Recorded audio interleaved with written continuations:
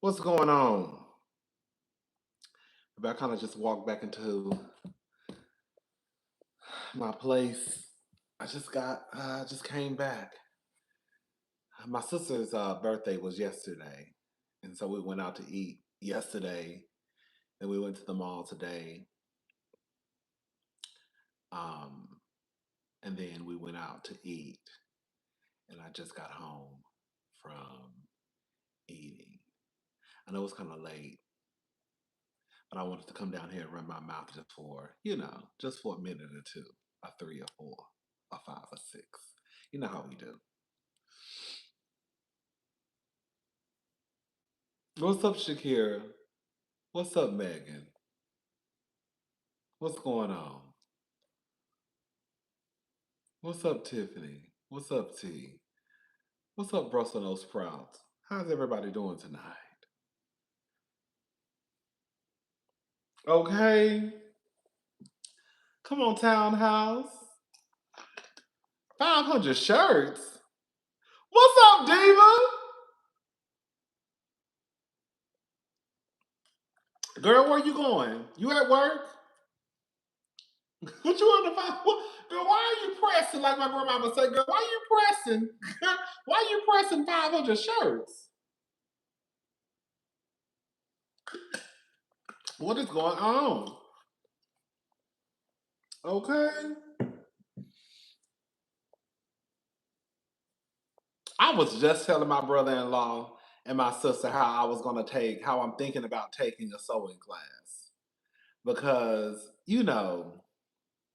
I just want to learn how to do certain things. Like I just want to learn how to do, okay, a doctor of mess, okay, a doctor of mess. Baby, let me tell you. Let's go ahead and get into it. I just want to let y'all know right now. I don't keep up with Cheyenne Bryant. Well, it's Doctor Sweetie. Shout out to the real doctor, Dr. Wendy. It's Dr. Cheyenne Sweetie. I don't keep up with Cheyenne Bryant. She refers to herself as Dr. Cheyenne Bryant. Um, the girls have been dragging her, tugging on her wig. And when I tell you, girl, it's been a tugation for all tugations. um, yeah, the real doctors, okay? Um, they have stepped into the room. Come on in the room.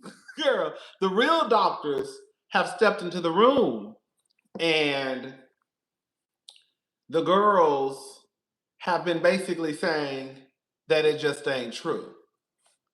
Now, I don't know what that lady got or what she don't got, but based off of what I've been hearing, it sounds like she's not telling the truth about the letters in front of C. Okay. Um, it sounds like she's not telling the truth about those letters that happen to be in front of the letter C. Oh, you know I got something to say about that chick. Been waiting for you to talk about this. Come on, look out for Lord. Thank you. All I'm gonna say is this, and then we're gonna get into what Brooke Bailey had to say about her. Oh shit. She's a doctor of bull and shenanigans, child. Baby, a mess. Um,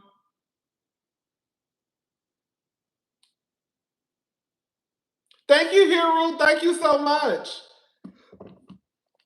I will start out by saying this.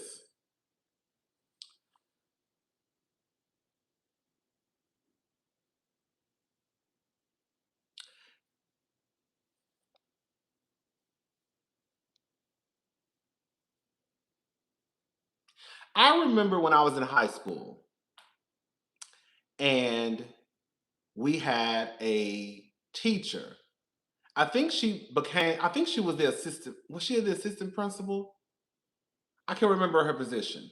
I doubt she was. I think she was like assistant principal or principal or something. I can't remember. But her name, I still remember her name though. Her name was Dr. Betancourt Smith. Dr. Betancourt Smith. And this was when I was, you know, trying to, act out, had a smart little mouth, wanting to show out in front of people, you know, just a mess. And I got it. One day I called her Miss. I was like, Miss Betancourt Smith.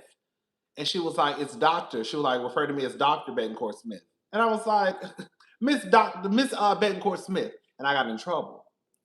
And I remember my grandmother was a nurse. My grandmother ran the whole hospital. Let her tell it. Let my grandmother tell it. She ran the whole hospital. She was the chief.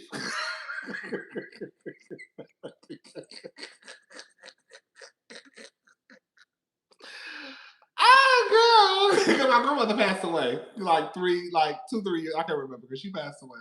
But let my grandmother tell it, girl, she ran the whole hospital, girl. Okay. So anyways, I remember I was talking to my grandmother because I think they sent a note home to my grandmother. Because I think at this time I was like in the 11th grade. Because my last 2 years of high school, I lived with my grandmother because my mother moved out of town and I didn't want to move. So I moved with my grandmother my last 2 years of high school. So anyways, I got in trouble basically. And my grandmother found out. And baby, I still remember her telling me, let me tell you something. If that woman tells you to refer to her as Dr. Betancourt Smith, then you better refer to her as doctor. That woman put a lot of work into making sure that she could get those letters. I still remember my grandmother telling me that. If she tells you to call her Dr. Betancourt Smith, then you better call her Dr. Betancourt Smith. Because she put a lot of work into getting those letters. And I was like, what's the difference? I know, girl. Girl, what's the difference? I said miss. No, you were saying miss to be funny. And she's telling you that she feels disrespected by you calling her miss, so you call her doctor. My grandmother told me that. Okay. I'm saying all that to say this. I do think that when it comes to certain positions in life, I do think it can be disrespectful to people who have put in the work to achieve success or to achieve a certain level in life when it comes to their career. And then here comes somebody talking about doctor. I remember, it's no shade. I don't want to bring her up, so I'm not even going to say her name. I remember when y'all favorite housewife was walking around here calling herself a journalist. And I thought that was disrespectful. I didn't think it was disrespectful because of the person that was saying it. I thought it was disrespectful because, girl, you're not a journalist. So why are you referring to yourself as a journalist? Now, with that being said, there are doctors out here who should not be a doctor. Okay? There are journalists out here who should not be a journalist. Okay? There are hairstylists out here who should not be a hairstylist. There are people out here who work in certain fields who should not be in that field. There are horrible doctors out there. There are horrible journalists out there. It still doesn't take away from the fact that they put in some type of work to get that title.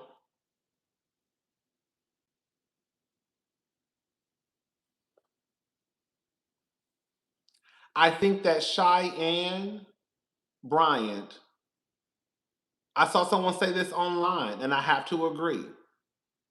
You would think that in a community where we just low key started talking about mental health, amongst the Black community and not being afraid to discuss mental health, that she wouldn't even want to play around with no shit like that.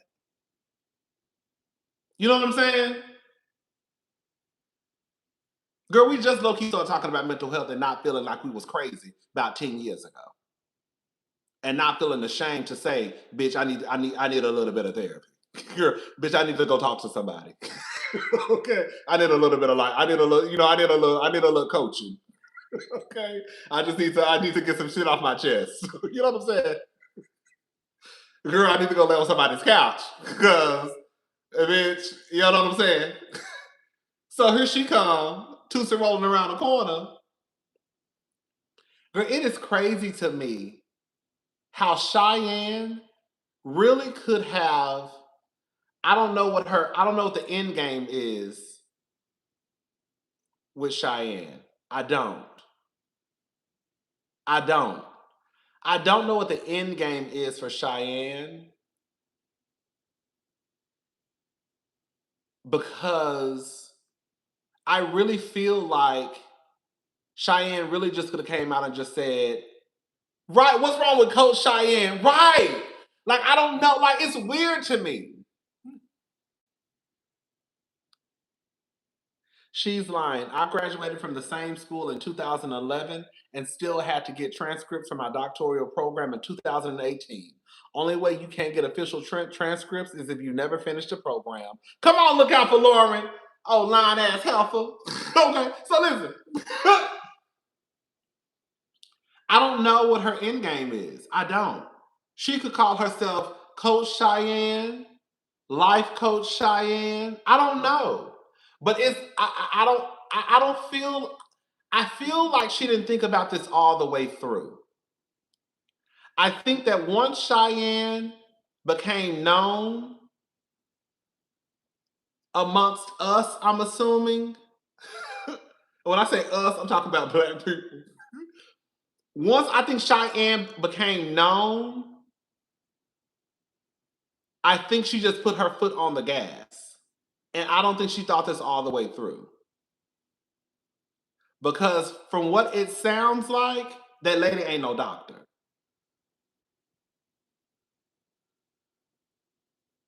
From what it sounds like, that lady ain't no doctor. It's too many doctors and people that are certified. Come on, certified. Girl. There are too many people out there who are doctors, girl, life coaches, whatever, saying, that lady ain't no doctor. She lying.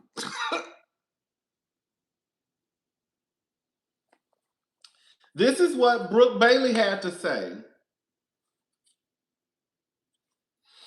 This is what Brooke had to say. Y'all know Brooke from some of y'all don't, but some of y'all, if you don't watch Basketball Wives, then you will know who I'm talking about. Brooke Bailey is someone from Basketball Wives, basically. This is what she had to say. When I spoke up, I was called a hater.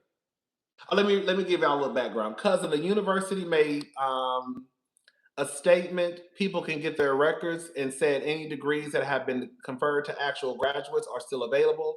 Also, she was a video vixen in Busta Rhymes and Make It Clap video. Let me say something. I really try. Can I say something, y'all? Thank you so much. Thank you for me to know. Thank you, babe. I had my jacket on today too. I had my jacket. I had my denim jacket on last. Girl, when I say I got so many compliments on that jacket, girl, so many compliments on my denim jacket. Yes, I wore it out last night, and I wore it to the mall today. And the girls, I got probably like at least 5 compliments from girls and boys. Oh, that's a nice jacket. Thank you. It is so cute. It is so cute. Anyway, so what was I saying? Oh, I'm about to say something that's gonna sound real judgmental. I'm gonna say something that's gonna sound real judgmental. Girl, I am. And I don't believe, let me say something. I don't believe, okay, I try not. Okay, that's all. That's how I'm gonna say it. I try not to put people in a box because I don't think it's fair to say that if you are a part of a certain profession, that you have to carry yourself or look a certain way. It's kind of like I remember when the whole conversation was about Miss Carrie, baby, Jamal Bryant's wife, and how people say she didn't look like a first lady with that sheer outfit on, and I didn't see a problem with it. So I try not to put people in the box of how they should present based off of certain titles that they may hold. But I'm gonna say something. But I've been side eyeing that lady. This is gonna sound so trifling what I'm about to say. I've been side eyeing that lady when she was walking around here with that chain on that said Dr. Bryant. I swear to God, on my nanny. I feel like, oh, this, she'll look ghetto. She'll look ghetto. Okay? It's incredibly insulting to people who work really hard to get their degrees. It's taxing, and to lie, it can't be verified. And to lie like it can't be verified is real crazy. Thank you, Diva. It's crazy as hell. And I'm gonna tell y'all what really made me look at her low key sideways. Do y'all remember when Jeezy had that formal and she had that lace dress on and you could see her panties and bras? I said, bitch, what type of doctor? Girl, I don't like that's what I don't like to because I don't think that because Dr. Wendy got her body done. You know what I'm saying? My girl got her body done and titties done, and you know. Pretty Privilege took her farther than she expected. She trademarked Dr. C for branding. It still doesn't change the questions about credibility. I believe so too. I don't think that Dr. Cheyenne thought that she would have this type of platform, this many eyes on her. I thought she probably thought I'm gonna just say my name is Doctor, like Dr. Dre, okay, and then I'm gonna get in and I'm gonna be all right. I don't think she thought it was gonna become this big of a deal. And now it is. It's like I got to keep up the lie. And now doctor, okay, because my doctor going to, because they say my doctor out here committing insurance fraud. So you know what I'm saying? All I'm saying, you just really can't judge a book by its cover, and it's not right to say that someone should look a certain way. I do realize that. I recognize that it's not right to say that people should look a certain way because of a job that they might have. I don't think that's right. With that being said, I would be a bold faced lie if I did not say I looked at that lady sideways when I saw her walking around here with that doctor with that chain around her neck. And I'm not gonna lie, I was looking at her sideways when I saw her walking around her at a formal with a lace dress on, and I could see her panties and bras. Not bras, her bra and panties. I was like, girl, this is a lot. This is a lot for a woman who says that. You know what I'm saying? You know what I'm saying? Like it's a lot.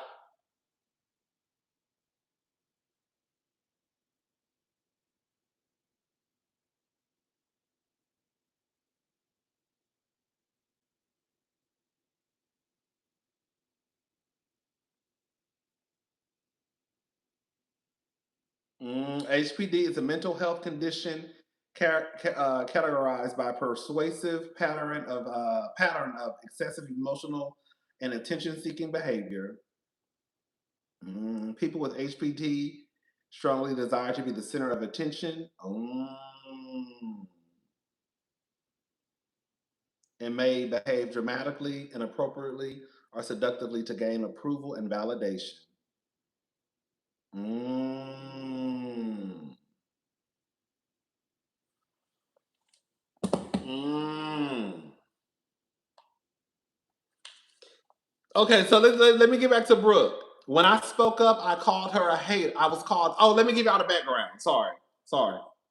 So, former Basketball Wives star Brooke Bailey is seemingly doubling down on her criticism of Cheyenne Bryant after footage from their heated confrontation recently resurfaced online.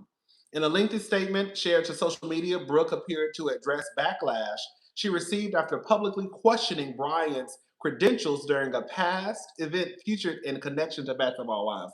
Ain't that crazy? The girls um, already been questioning Dr. Bryant, Cheyenne Bryant. Brooke claimed that during her event, statements were made about helping a young man her client as a therapist through severe mental health episodes, which Brooke argued requires licensed ethical professionals, not misrepresentation. The reality star also alleged more information has surfaced since their confrontation, including claims regarding Bryant's educational background. So let's just go ahead and get into what Brooke had to say. When I spoke up, I was called a hater. Let's be clear, when it comes to mental health, credibility is not optional. At her event on Basketball Wives, claims were made about assisting a young man, her client, as a therapist through severe mental health episodes, something that requires licensed, ethical professionals, not misrepresentation. Accountability isn't hate, it's necessary.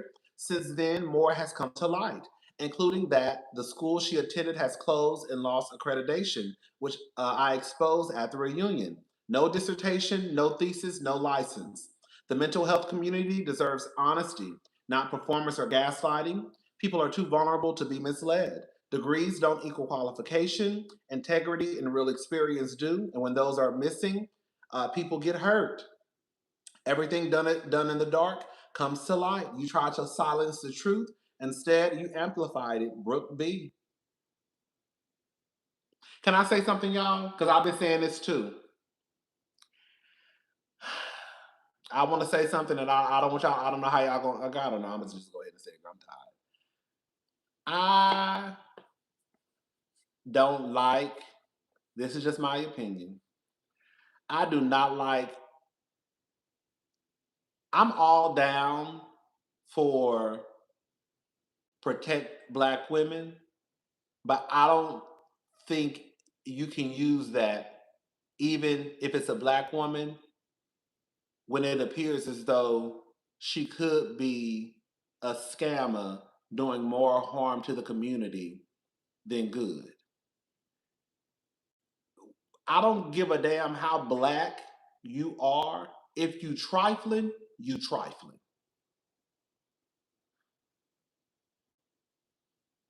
If you trifling, you trifling. What did Quad say? You have just ruined your career. You have just ruined your career. Shout out to Quad. Shout out to Quad. Okay. Shout out to Quad. Miss Quad. Miss Quad. You know what I think happens within the black community? I'm gonna say this. I have noticed that within the black community, there is this thing. I see it a lot. See it a lot with men, and I'm seeing it with Cheyenne Bryant, where people feel as though you should not call out fucked up behavior. And I think that that makes you a part of the problem. Because if there are people in the community who can be causing damage to the community, you need to call them out. You don't rest in, oh, they're black. Okay, great, they black. But they're causing harm to people in the community. So you got to call them out and get them the fuck out of Dodge. You see what I'm saying? Like you can't. That's the not to go off into a whole rant. Not to go off into a whole rant.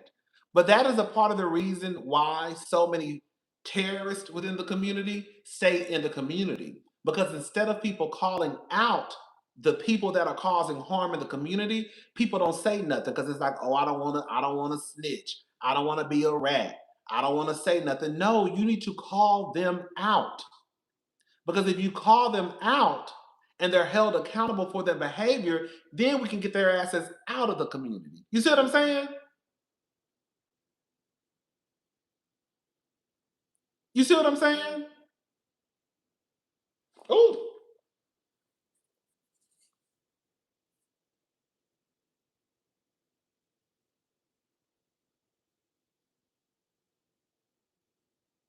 The niggas don't want to tell on the niggas. And now with Cheyenne, it's like, oh, I thought y'all said it was protect black women. Yeah, but if this black woman is going around town saying that she is certified and she's not, then she could be causing more harm she could be causing harm.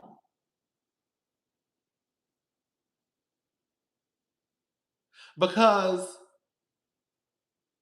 if you don't want to, if you don't care about having a license because, oh, it's, you gotta, this is what I got from Cheyenne from a piece that I heard her say. She doesn't care about having a license, I guess, to do therapy, because then she got to follow the rules. I think that's a dangerous road to go down. The reason why the rules are there is to protect you, to protect the patients. You see what I'm saying? And if you don't want to abide by ethics and integrity and morals and all the stuff that comes with being, certified, then girl, I would question you. I would. Why? Why? That's what I'm saying. I just don't believe. I don't. I just don't believe in the whole, you cannot be going around town possibly causing more harm than good. And then y'all start screaming, protect Black women. Girl, they said that, girl. Well, I'm gonna let y'all, I'm gonna sit this one out. Girl, I'm gonna sit this one. I'm gonna sit this one out. I'm gonna sit this one out. I'm gonna sit this one out because, girl, that lady might be out. That can you don't know what that lady is, and the thing is, you don't know what she is telling people in these sessions, in these interviews, in these conversations. And what if she's telling someone the wrong information? Who do they go? Who do they complain to? If I had a session with Dr. Bryant or a few sessions with Cheyenne Bryant and things started to go left, who would I report her to?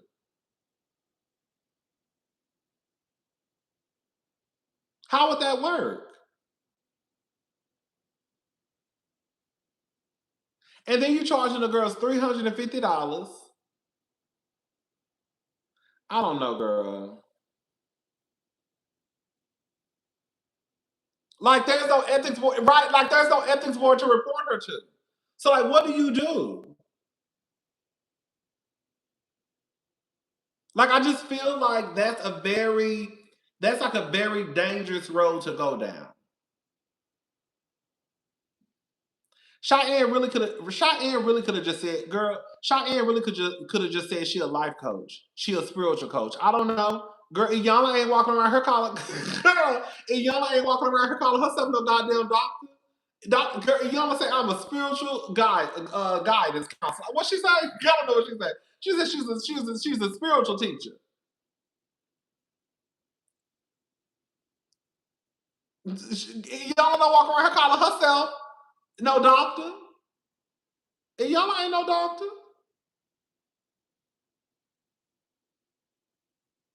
Iyanla Van Zant.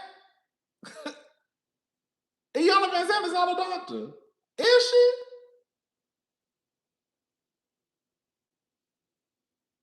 Iyanla Van Zant. She is? Oh, I'm thinking, I'm thinking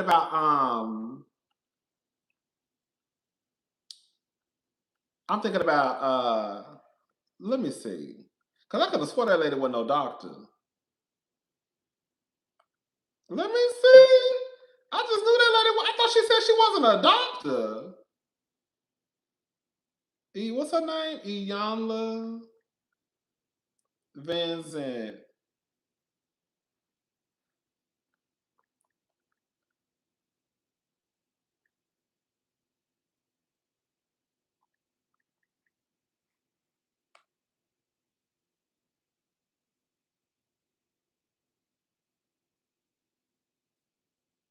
Remember, that lady is not no doctor. That lady is not no doctor. I told y'all that. She has a JD, a Juris Doctor, a law degree from City. That lady is not no doctor. I told y'all she wasn't no doctor. See, that's exactly. That's how y'all, girl. That's exactly how. That's exactly. I knew that lady wasn't no doctor, girl. That lady is not no doctor. Because I've heard her say she's not a doctor. I've heard her say yes. I think she was. I knew she had like a law degree. She was like in social something, but I think she said it was tearing her down.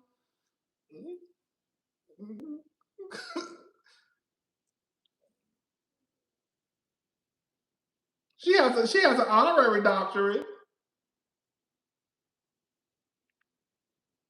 Yes, even just like okay, yeah. Girl, Iyanla ain't no doctor, baby. But I've heard Iyanla say she's not a doctor. I've heard Iyanla just refer to herself like as a spiritual coach. And Iyanla has made a very successful life. You see what I'm saying? Like that's why I don't understand what Cheyenne is doing. Because Cheyenne, girl, you could have found Cheyenne could have been very successful. She could have. She could have just left the whole doctor stuff out and just said, I don't know. But she didn't have to call, like, it's just, now it's just going into, now it's just like this. It's like, ooh, girl.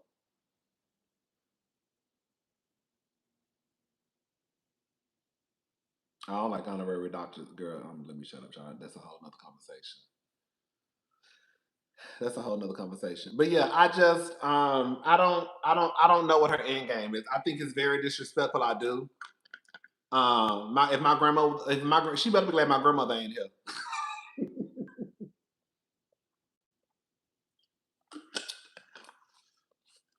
It's actually against the law to call yourself a therapist when you're not. Thank you, Diva. Thank you. Cheyenne is a video girl who reinvented herself. Okay? Baby, just like Bang Bang. You know, Bang Bang was down there. Bang Bang was down there, girl. Fucking Rick. Was she fucking Rick Ross? Girl, porn star, webcam girl, whatever she was doing. She, got into the insurance game and she became a real housewife. The girls be trying to reinvent, girl. I just feel like it's Cheyenne. She really could have. I don't know what's going to happen with Cheyenne, but I think Cheyenne could have still made a good life. If Iyanla, she's found her crowd. You know what I'm saying? Like she found the people who are probably going to pay for her services. All she had to do was just say, "I'm a life coach."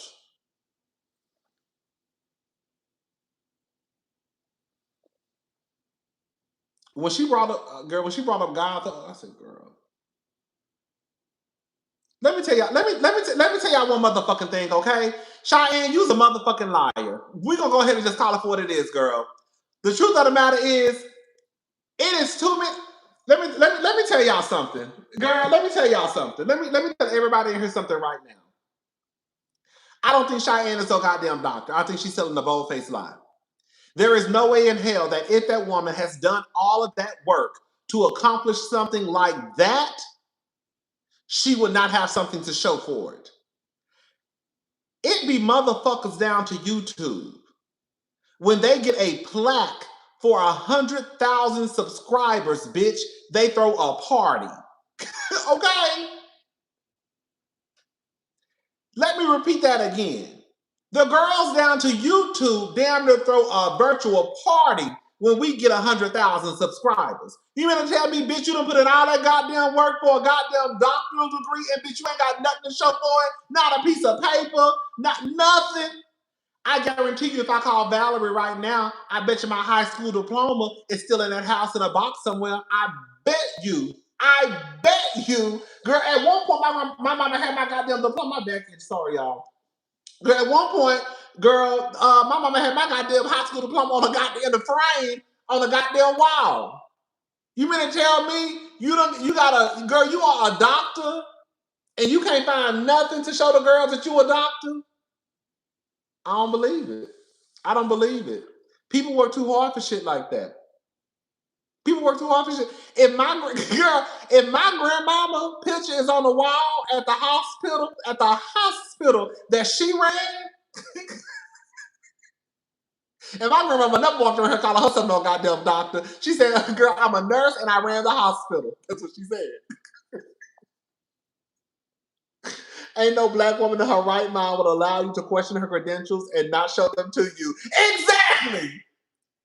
Girl, the truth of the matter is black women are outperforming, I believe. I'm not gonna say I don't want to say all other races, but they are outperforming certain groups of people when it comes to education.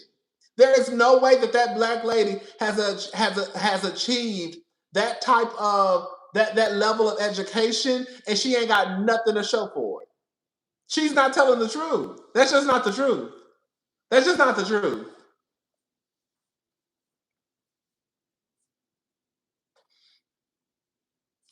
Two black women, former Argosy site graduates and former professors spoke on it. They confirm records are accessible. They are Dr. K and Dr. Roche. Dr. TK, I'm sorry. They are Dr. TK and Dr. Roche. Baby, look out for Lauren just said that girl, she could still get her shit. That lady not telling the truth. Ain't nobody putting in that much work and they ain't got nothing to show for it. Bitch, do y'all know, bitch, I wish y'all hoes would say, let me tell y'all something. Bitch, I wish I was a doctor and y'all hoes tell me I ain't no motherfucking doctor. Bitch, I wish I was a doctor and y'all hoes tried to tell me I wasn't no motherfucking doctor. Bitch, I have all my shit on this goddamn phone pulled up just like that. Bitch, paperwork and all. Who ain't no doctor? Now, bitch, I might not act like it, but bitch, I might not act like it, bitch, but bitch, the paperwork is completed, huh? Bitch, you can find my shit. I don't have to show anybody. I don't have to show anything. I don't have to show anything to anybody. What that bitch say? What she say? God is my witness. What she say? God is on my side. I said, not the girls bringing God into it. You know, y'all, girl, I hate the news. Girl, God is taking a nap. Girl, what the fuck God got to do with you showing your motherfucker, showing if you certified or not? When y'all start bringing God into conversations that God ain't got nothing to do with, God ain't got nothing to do with this. I'm sorry. God ain't got nothing to do with this. Nothing. God ain't got nothing to do with this, Cheyenne. God is taking a nap, girl. What God got to do with this, Cheyenne? Come on now. I got 2 graduate degrees. I still got both of my hoods, memory books, invitation programs, all my papers. Okay, bitch, the receipts that I paid for this shit, okay? I got 2 graduate degrees. I still got both of my hoods, memory books, invitations, programs, all my papers, my transcripts, pictures of my degrees, and transcript pictures in my memory books. I got it all. Okay, bitch? Okay? Exactly. Girl, you are not achieving that level of education, and you ain't got, girl, please. I'm not buying it. I'm not buying it. I'm not buying it. I'm not buying it. Bitch, I'm gonna have a copy and my mama gonna have a copy. And bitch, if my grandma was still alive, she would have a copy too.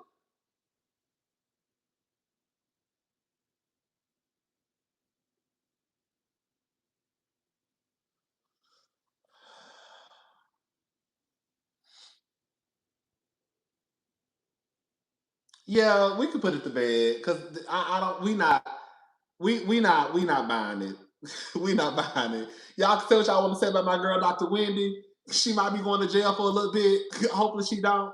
But baby, she got them degrees though. Okay, you can say what you want to say about my girl, but baby, she got her degrees. Be very clear.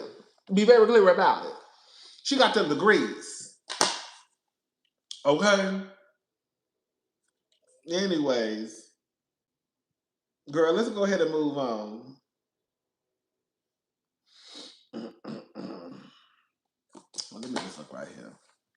Baby, it's Dr. Wendy, sweetie. Okay.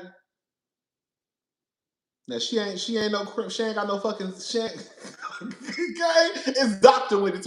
Now she can't steal. Clearly, she ain't good when it comes to stealing, girl. Girl, just because you got book sense don't mean you got girl. Just because you got book sense, that do not mean you can make a good criminal. Hello, hello. Oh, Wendy. Oh, Wendy, Wendy, Wendy. Oh, Wendy. Girl, anyway, that's all right.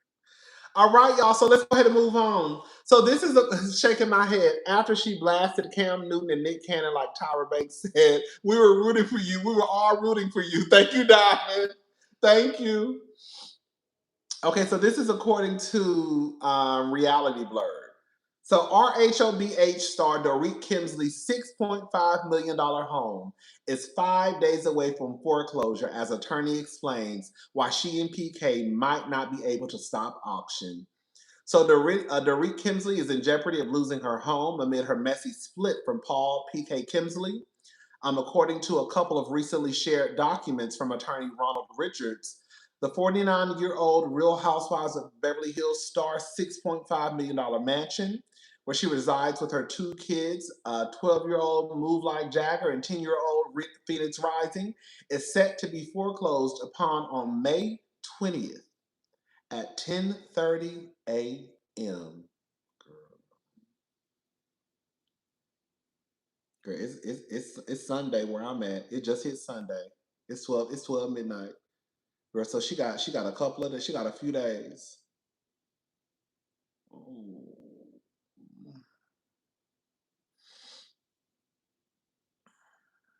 According to our new sources, he continued, they will not sell the note at a discount, nor will they do a new loan. There is no way to take out a second with little equity that remains. Dorit must file a BK with her entity to stop this. Although Ronald shared that a bankruptcy filing would halt the foreclosure process and allow Dorit to get caught up on her missed mortgage payments, he further revealed that her and PK's company Adlon Road LLC, whose name is on the home, was suspended. The FTB just told us today her company is still suspended. A suspended company can't legally act. We had them send us a letter confirming this. Ronald explains, signaling a May 14th letter in which it was noted that Adlon Road LLC was not in good standing with the Franchise Tax Board. Oh, Dorit. Dorit.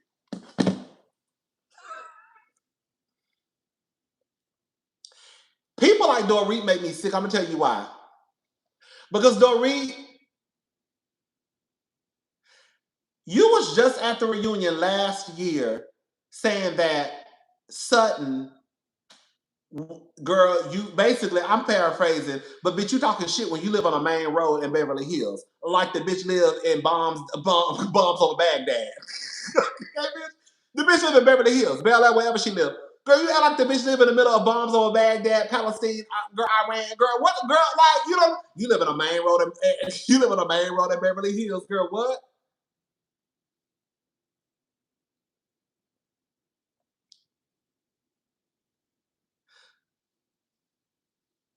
And girl, it is hard for me. It is hard for me to feel sorry for Dorit, or as Sutton called her, Brokey. Okay, it is hard for me to feel bad for Dorit. I'll tell you what it is. If Dorit was like a stay-at-home mom who didn't work and had to take care of the kids, or that's like the decision that her and PK came to, that you're going to be the stay-at-home mom, raise the kids, take care of me, be a mattress, a maid, and a mule, all that stuff, right? You'll be at home with the kids. I'll work and take care of you and the kids.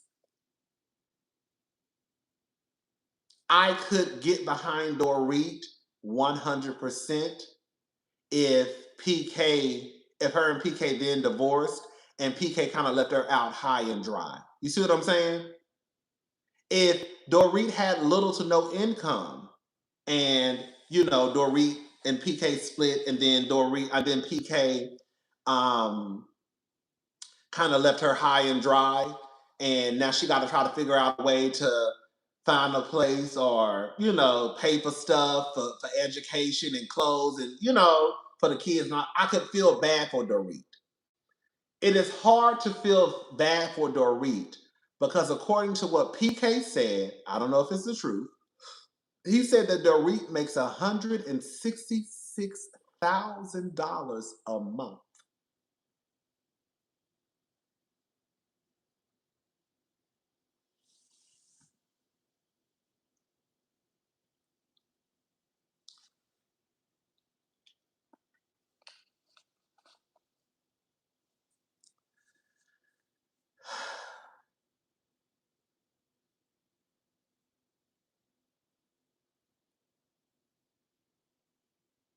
You gotta be a ghetto ass bitch. Dorit is a gutless snipe. I'm sorry. PK said, I don't know. I'm gonna tell you why I believe PK, because PK, from what I understand, is in charge of the church's money.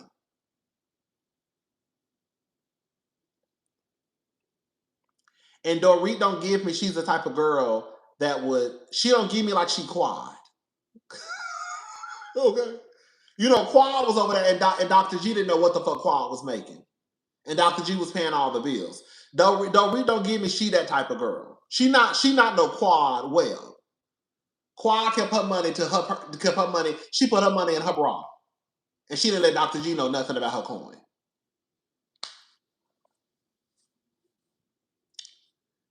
It's hard for me to feel sorry for Dorit because Dorit, girl, you are out here spending tens and thousands of dollars on clothes. Baby, she got a shopping addiction.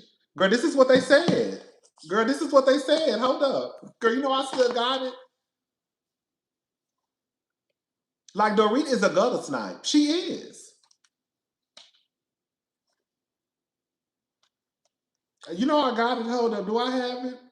I sure do. I sure the fuck do. Come on. Here we go. Let's talk about it. Do I got it? Here we go. Y'all sure do. So this is the first thing. We already talked about this, but we ain't got nothing to do. So I'm gonna tell y'all again. So the lawyer said that during the call, the petitioner is Dorit. The respondent is PK. So whenever you hear me say petitioner, I'm talking about Dorit. So during the call, petitioner Dorit indicated that a payment of $50,000 immediately, along with additional $50,000 the following week. And then so she asked PK for $100,000 basically. They told her, I noted that based on financial information previously shared, her expenditures appeared to exceed $1.4 million since June 2025 and $500,000 within the last 3 months.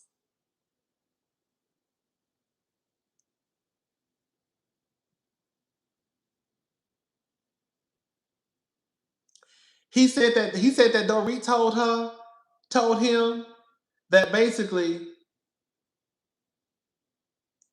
I stated that such discretionary spending appeared inconsistent with an immediate need for funds for a vacation with the children. Petitioner responded that I did not understand her professional obligations and asserted that such expenditures were necessary for her career. I stated that I was not aware of any contractual requirement with Bravo or any other entity requiring expenditures at that level on wardrobe or related items to maintain employment. That bitch had been spending money at Louis Vuitton, Hermes, Chanel, and various online platforms. I told y'all that. I said before it. Let me say. The other day I said Dorit gives me. She's one of the girls who wants to keep up appearances. Did I not say that? I will give Erica Jane this much. While Erica Jane still has her glam and all that stuff, Erica Jane got her ass in that 1-bedroom apartment, and when her mama come over, they share that bed. Erica Jane not trying to be off in West Hollywood in some condo in the sky Because she knows she got other shit she got to take care of. That's a different. That is a difference between Dorit and Erica Jane. Dorit walking around here, and the gag is Dorit could really live a decent life. She really, bitch, I'm $166,000 a month, bitch. Now you might, like I said, you might gotta move out there where Garcelle lived, an hour and a half, 2 hours outside of LA, wherever she lived. But girl, you can live a cute, decent life. Can you live beside Kyle? No. Can you live in that same house? No. Can you live even up the street from Kyle? No. But at least Erica Jane had enough sense to get her ass in that bungalow and that 1-and-1 and sit her ass down somewhere and be still. Dorit want to keep up the appearance of, oh, I got it. And bitch, you're not even paying your mortgage. Y'all, that is some trifling ass shit. For anybody to be walking around here making $166,000 a month, according to her husband, and your mortgage is not paid. Now, I get it. PK should be held accountable for saying that, oh, I'm going to take care of the bills. But the fact of the matter is PK is not in that house no more.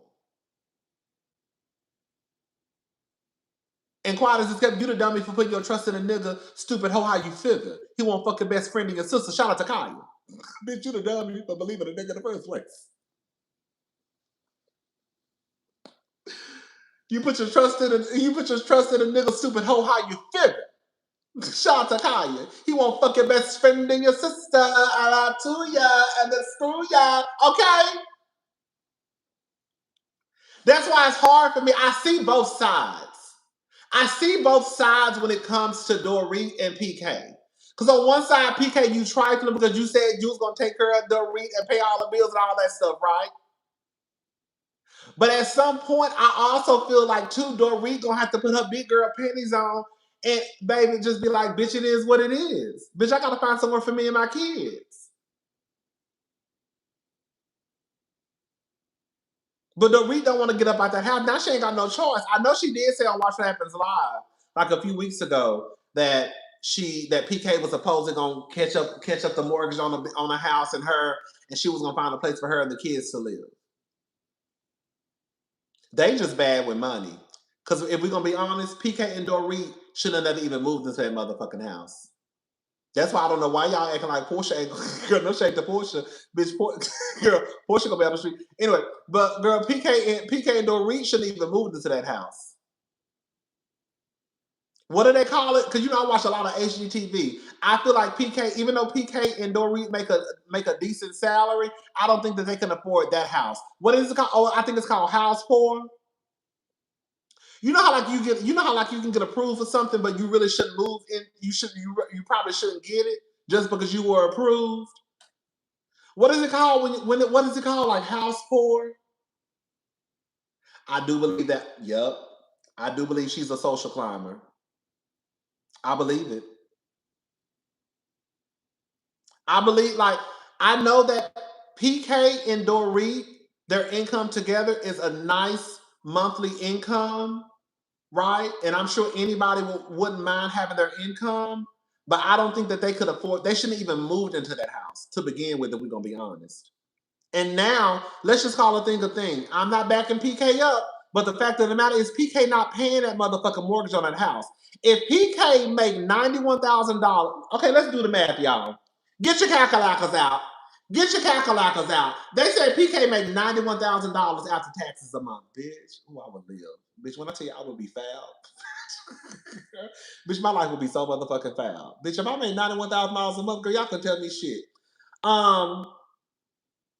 Okay.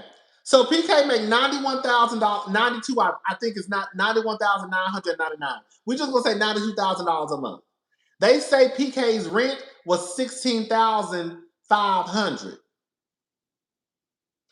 Bitch, that's $75,000, right? And then when you factor in his grocery bill, they said was $6,500. And then when you factor in he got a girlfriend, we gotta add in a girlfriend. Baby, they say PK make $91,999 a month after taxes, baby. PK can't afford it. PK can't afford to pay his rent and still pay that mortgage at that house. You see what I'm saying? PK can't spend. PK can't spend. Let me bring up the article. So I think I still got it saved. I deleted it. Let me go. Let me just bring it up real fast. And y'all know they say PK owe all types of loan sharks and shit. PK salary. Here we go. Yeah, here we go. So they said PK. Okay, so they said that they say he earned $887,180 from April 2025 to March 2026, bringing in around $91,999 in net income each month.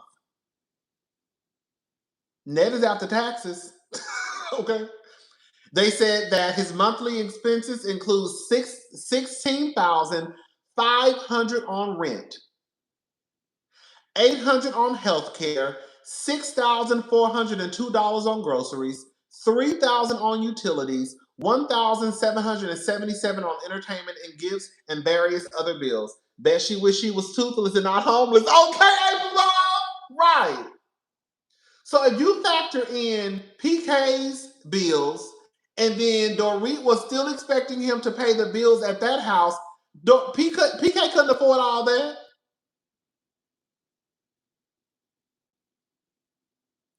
If his rent is $16,500, girl, don't tell him how much that mortgage is over there at that house. Then on top of that, I also gotta catch up on the back payments too. I gotta catch up on the back payments that we had already missed. And then you out here shopping, spending all your money on clothes because you want to act like you got it on the Real Housewives. Dorit need to get off. Dorit, that broke ass helper, get her ass off the show. Get her ass off the show. Dorit.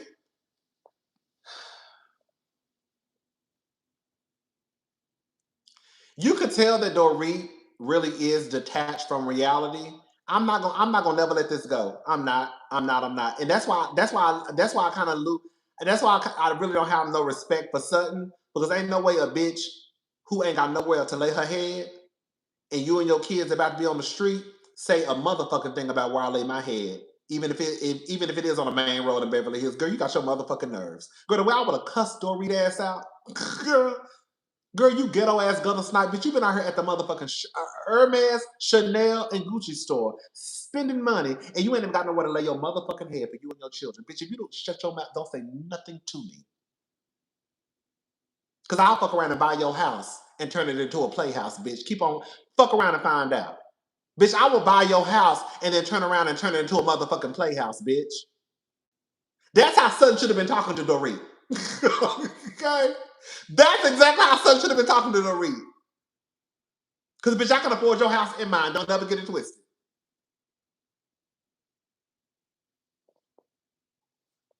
Dorit can say nothing to me. Dorit can say nothing to me. Dorit can say nothing to me. Nothing. Nothing. You are a gutter snipe. Girl, you've been out here shopping, spending money, girl, spending money for that. Because I saw the first 2 or 3 episodes. That's how, girl, that's why she was at the Hermes store. Girl, can you imagine a ghetto ass helper out here spending money on blankets for bows and your mortgage ain't even paid? Girl. Y'all remember at the beginning of the season, wasn't that a blanket she bought bows? Like I said, I only watched the first 2 or 3 episodes. I think she bought Bose a blanket at the beginning of the season. How the fuck you out? Girl, you know how much? Do y'all know how much Hermes blankets cost? Girl, them blankets are not cheap. Let's Google it real fast.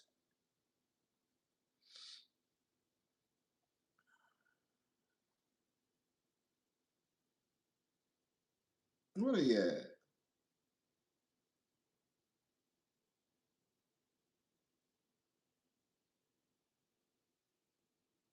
Here we go.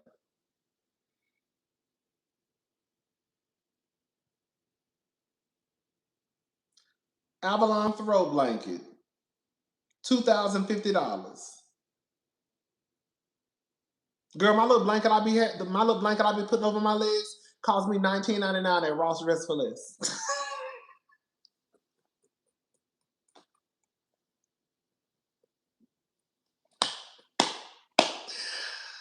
Oh, I think it was like $17.99. It was like $17.99, $15.99.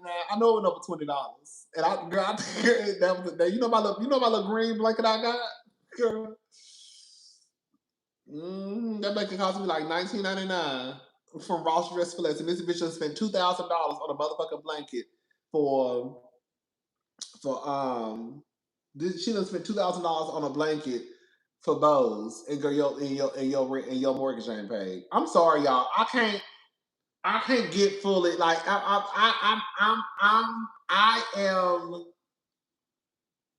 I am woman, hear me roar, but it just be trifling shit I just can't get behind. Some stuff I understand, and we're gonna move on to Kandi. Like I said, girl, I can understand to a certain degree that PK is trifling, because it's like, girl, PK, you have a little blame to do in it too, because what y'all niggas do, y'all do use y'all money as kind of like the carrot stick to get these women. Like in a way, he did kind of create um, Dorit. He did. Because PK said out of his own mouth, I think last season, that when he met Dorit was a very much kind of, a God She Forever 21 type of girl. Now, he didn't say that. He didn't say a God She Forever 21. He said, she was she was a Nordstrom type of girl. She'll go to Nordstrom and go get her cute little outfit from, she was a Nordstrom, Macy's, Bloomingdale's type of girl. Now she want to be in Chanel and Tom Ford and Saks all the motherfucking time.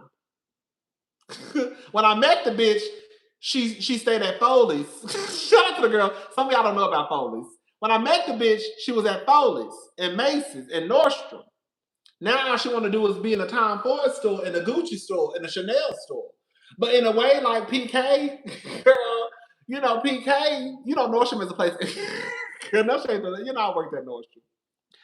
But Nordstrom is a place where everybody can shop. Nordstrom is very much, it's a price point for literally everybody. No, anybody can shop at Nordstrom. Everybody can shop at Saks. Okay. But yeah, I feel like PK does have to take accountability for kind of like creating this like a monster in a way with Dorit. But on the flip side, Dorit is still a grown ass woman, and it's hard for me to feel bad for Dorit. If Dorit was a mama who didn't have income and this nigga was trifling, and he left you, and you ain't, like, bitch, this motherfucker done left me, and I've been over here holding it down, and ain't got no money. Then I could be like, bitch, you better try to get that motherfucker money off with his motherfucking big ass head. At a minimum, Dorit should be trying to get child support from, because from what it looks like, if she make more than PK, I don't know how that works. Y'all let me know. But if she make more than PK, so she might just want to try to get a little bit of child support. What she fucked up was letting the motherfucker know how much she make. That's what she fucked up at.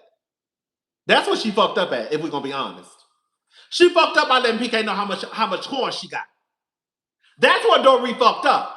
Dorit fucked up by letting PK know how much corn she made. She should have been like Quad. Okay. She should have been like Quad, baby. And not letting that motherfucker know nothing. But he know all your business.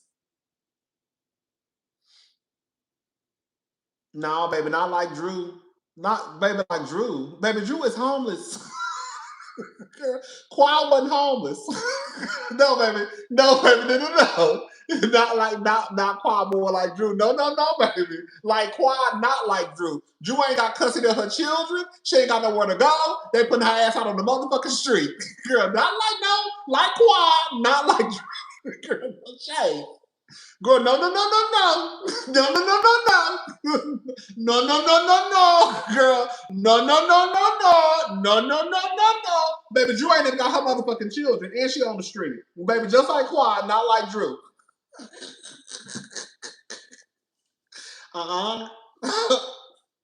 And that's another dummy. If we're gonna be honest, she the one over there said she was giving Ralph half of her motherfucking checks. Drew was a dumb girl. Let me shut up.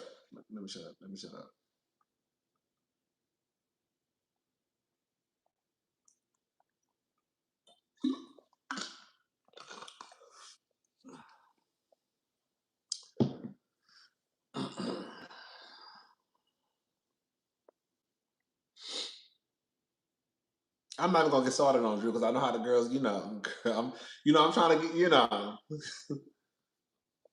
But yeah, no. Drew ain't no smarter than Dorit.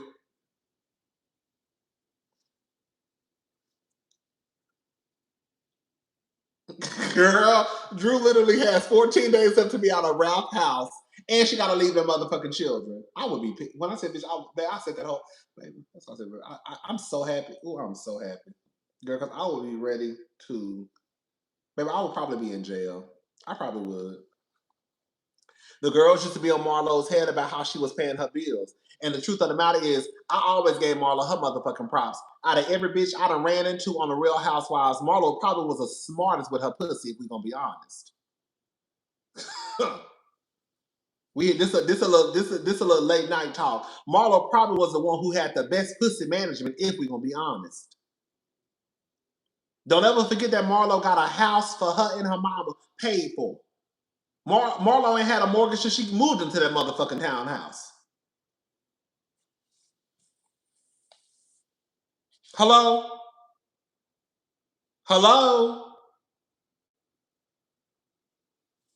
Marlo got her house paid off, and she said that house she got her mama was paid off. Marlo ain't had a mortgage bitch since she moved into that townhouse. I see. We can say we want to say about Marlo, but Marlo wasn't done with her pussy. Okay, be very clear. Marlo wasn't done with her pussy. That's on some real shit.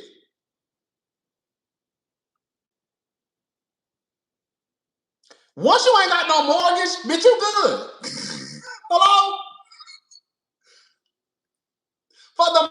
For most people, their highest bill is, for the most part, your highest bill, unless you just, I don't know, it's usually your mortgage, your rent, your mortgage. If you ain't got no mortgage, girl, you good to go, bitch. Okay? Once you ain't got no mortgage, baby, you good. The rest is, to me, should just be easy.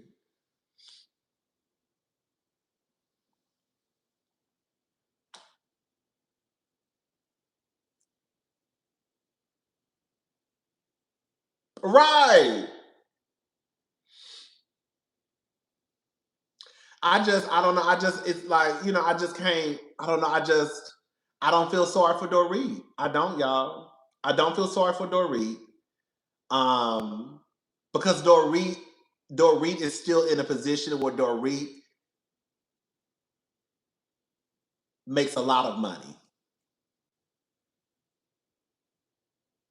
Dorit is in a position where she makes a lot of money. Ain't no nigga gonna ever have me and my kids running around here looking for some place to lay our motherfucking heads. Girl, fuck you and fuck this house. I don't know, because they said the house in Dorit name. Is a house in Dorit name?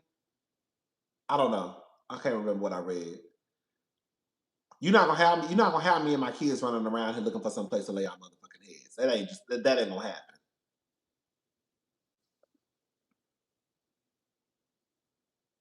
Hey, cousin, it's Aaliyah. Just joined, but I was screaming at the title because I chipped my crown tonight on burn. Because I chipped my crown tonight on burn. Oh no! on burnt piece of crust. I was like, how did Rodney know my team? Love you in the angel wing chair. Because I said homeless not toothless. Oh, baby. I need you to get that crown fixed, baby. Girl. Okay. Baby, come on, homeless but not toothless. Okay. Homeless but not toothless. But yeah, I just don't feel sorry for Dorit. I just don't. I don't think this is the same scenario as a woman who has just is just kind of like out on her own. And it is hard because you know Dorit just spending her money on clothes. It's not like Dorit is like, bitch, I'm trying. I gotta take care of my mama and my sister who, like if the story got out that Dorit was taking care of her mama, taking care of her daddy, taking care of her two sisters, taking care of her nieces and nephews, trying to take care of her children. Then I would be like, damn, Dorit got a lot of responsibilities. Like, now this bitch taking care of everybody. Like her mama, her daddy, her sister, her brother, her nieces, her nephews, like her grandmama, her granddaddy. Like, damn. Then I could like feel bad for Dorit to a certain degree. But girl, they say you just going to the Chanel store.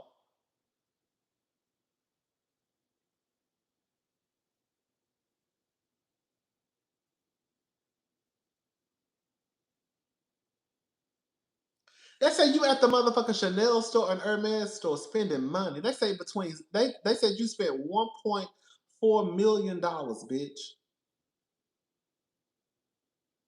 Girl, let me bring it up again. They said Dorit spent let me see. Dorit is ghetto. I don't care what nobody say. Bitch, should be out here swiping your do you know you a different type of gutter snipe? Do you know how ghetto and young minded you have to be? This is the shit we did back in the day. You know, back in the day when you was young and you would still go to Pride and you know your rent ain't paid or your light bill ain't paid, but you was gonna go party and you'll worry about it when you get back. That's just how you see what I'm saying? Dorit, girl, like Dorit they said Dorit has spent 1.4 million since June of 2025 and 500,000 within the last 3 months, including substantial purchases at luxury retailers such as Louis Vuitton, Hermes, Chanel, and various online platforms. Dorit is damn near 50.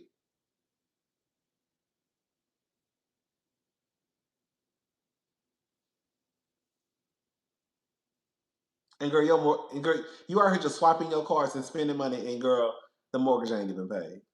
You ain't even try, girl. You ain't even packed, girl. The way I would have packed my shit up and said, "Fuck PK and fuck this house." With dependents, come on, bitch, girl. That's the part, Dorit. Bitch, you have children. Dorit, you ain't no single person. Okay, bitch. Even me, bitch. The first thing I pay is my motherfucking rent. Okay, because who ain't gonna be out on the street is me. Girl, we too old for that, Dorit. We are too old. Dorit has children, small children. Not children like girl 19, 20, 21, 22. Children who still depend on her and their father. I get, well, Dorita's like a single mom. Girl, no shade. I mean, girl, no shade but shade.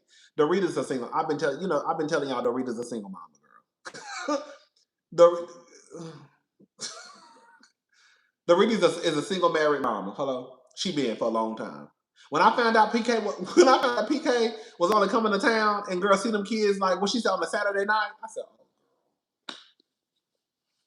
When PK popped out of town and was gone for about 3 months, I said, oh girl. That's the thing, like she trifling. Dorita's trifling. And I don't give a damn if you're the biggest Dorit stan out there, girl. You have to acknowledge that Dorit is a gutter snipe. Thank you, all good 321. Remember when her son clocked her new LV shades? I believe so. Was that last season? Girl, like, Dorit is a gutter snipe. Girl, you have children. And you out here spending money. And your bill's not even paid. Not your bills are paid. And I'm going shopping. Dorit said, fuck them bills. I will pay this electricity bill to make sure we got some lights. I pay the water bill to make sure the water running. But other than that, bitch, I'm not paying that motherfucking mortgage. I'm not doing nothing. Bitch, I'm gonna lay up in this motherfucking house and I'm going shopping. Let me go. I'm going shopping. SaksFifthAvenue.com. Here I come. Girl, she was right online. Ooh, those shoes are cute. I'm gonna get those shoes. Ooh. Ooh, I'm gonna get that purse. Ooh. Girl, just rent ain't mortgage is just backed up. That's a trifling ass helpful. Anyways, but let's go ahead and move on. Kandi Burruss, y'all. Oh, Kandi. Oh, Kandi. Every man wants a woman. Shout out to Kaya. So this is a snippet of Kandi. She did an interview, and I knew her. Let me tell y'all something. I knew Dorit. I ain't got no issues with Dorit. I knew she was low key a fraud. Remember when I didn't start watching as full seasons, Real Housewives of Beverly Hills in full seasons until season 10. I knew who some of the girls were. I've seen like clips here and there, of course, but I couldn't tell you like storylines. And I remember when I was watching season 10, and I was like, oh, who is this lady? She from like Australia or UK? I'm talking about Dorit. I said, oh, that bitch is from Oklahoma or Connecticut somewhere. I said, what? I said, why this bitch talking? But you know how they say, like, sometimes when you, like, marry someone, how you start to sound like them? I said, well, bitch, you don't sound like her. Okay?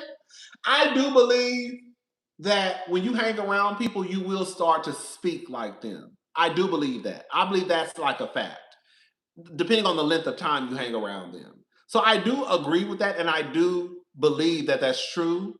But I always looked at Dorit sideways like, Dorit. Okay. Anyways, let's move on, y'all. So this is according to, I think I saw this on the Neighborhood Talk at first. This is Kandi Burruss. After divorce, Kandi Burruss reflects on heartbreak and healing. Oh, Kandi. Right. Where's my tissue? How does anybody navigate? Yeah. Sorry. No, you're fine. Wait. Bring it together.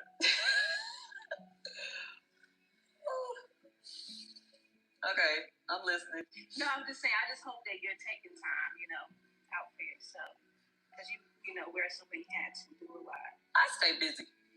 Can we see the Wait, give me 2 seconds before I start, ma'am. I mean, if y'all... Thank you, your fine ass Amy. You on the big Dundada's neck. Listen, I ain't got no problem with Big DD. I ain't got no problem with Dorit. That bitch is trifling. Yeah. And ain't no way y'all gonna sit here and tell me Dorit is not trifling. Now I'm about to get back on Dorit. Girl, let me give me 2 seconds. Girl, y'all not gonna tell me Dorit is not trifling. Dorit is trifling. Okay? She's a gutter snipe. Any bitch or nigga who walk around here, girl, with children, girl, on top of that, small children who really depend on you for clothing and shelter and food, if you walk around here spending all that money on clothes and shoes and your bills ain't paid, that is trifling as fuck. And like I said, it's hard to feel bad. Any other day, y'all know I would be down here dragging these niggas by their motherfucking toenails. You's a trifling ass nigga. You need your ass whipped off with your head. But it's hard to do that all the way in the scenario. We can tug on PK's wig a tad bit because it's like, okay, PK, you probably sold that one lady a dream. I'll take care of you. You know how these niggas be talking. I'll take care of you for the rest of your life. I'll pay the bills. Don't worry about nothing. I want to get your dream house. I want to get your dream cars. And now you done got all the shit. Now it's like, well, bitch, you better pay for it. I'm gone. Like, in that sense, it's like, damn, that is kind of like fucked up a little bit. Like, damn, you really got all the shit that basically said, bitch, you got to pay the bills. Like, what the fuck? But then on the flip side, On the flip side, it's like when I found out, Dorit, you spending money on clothes and shoes. You only just really paying the electricity bill, the water bill. You ain't even trying to do nothing with the mortgage, but you ain't even really trying to go find no place for you and your kids. I do look at Dorit like you trifling ass helper. I do. Dorit is another Kim Zolciak just trifling. Come on, that's exactly what it is. Dorit is just another Kim Zolciak. Ain't got you got all this money and ain't got nothing. Dorit was Kim Zolciak had access to all the money. Shout out to Big Papa, may he rest in peace. Trifling ass nigga. But you know, Kim Zolciak had access to all that goddamn money.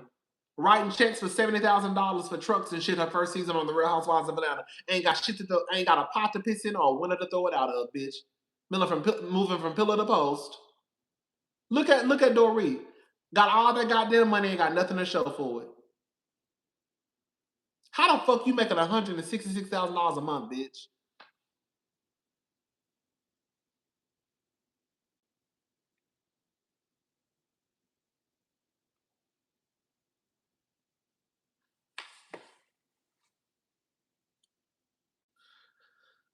Dorit, girl, girl.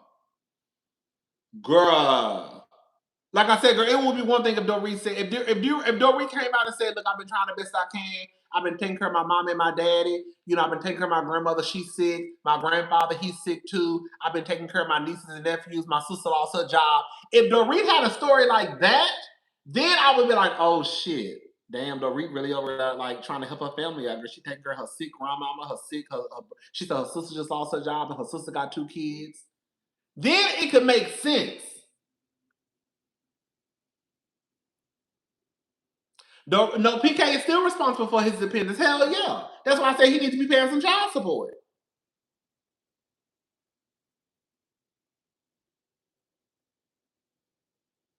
But it also feels like, too, if I'm going to be honest with y'all, she asking for $50,000 from PK talking about a vacation for the kids. I don't believe that. Now, if y'all want to call out some trifling ass women, we can. I think that Dorit was probably going to, y'all want to talk about the women who don't use the money for the kids and use it for themselves? That's some shit that Dorit was probably over there doing. Because what the fuck you taking them kids talking about you need $50,000 this today and $50,000 next week, and they want to start mentioning vacations? Girl, what the fuck you going, huh?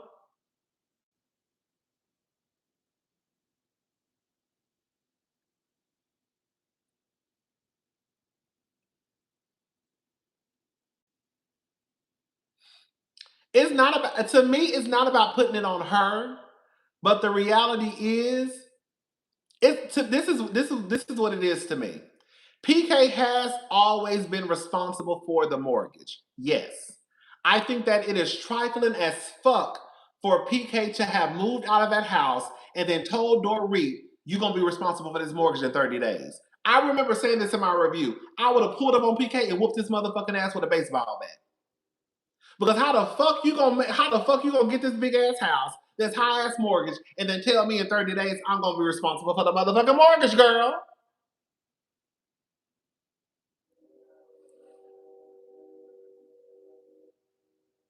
But the fact of the matter is she just can't leave the house because PK put the house under her name. Yes, I can understand that also, but it does not change the fact that Dorit has been sitting back as a grown ass woman, not trying to figure out a plan B. That bitch has still been saying PK said, PK said, PK said. At some point, I hate to say it, Dorit looks like a dummy. You're a dummy, bitch, in my Monique voice. Because you are a grown ass woman still running around here talking about what PK said. PK said he was gonna pay the bills too, bitch, and he stopped paying them.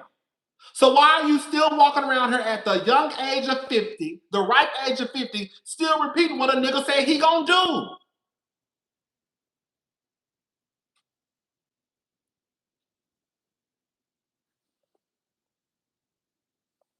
Dorit was still down to Watch Happens Live about 3 weeks ago, talking about, well, PK said that once he's going to catch up with the mortgage, and then the kids and I are going to find a place to live.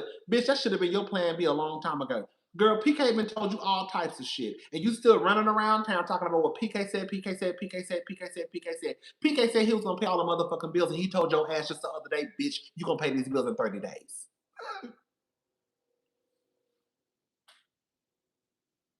So all I'm saying is at what point do we start putting the accountability on, like, as a grown ass woman? As a grown ass woman, yes, I understand that PK is wrong for just up and leaving that house and saying, bitch, you're gonna be responsible for these bills in 30 days. Wrong. But at what point do we say Dorit is a grown ass woman? And why are you out here still repeating what PK is telling you a year past the last time?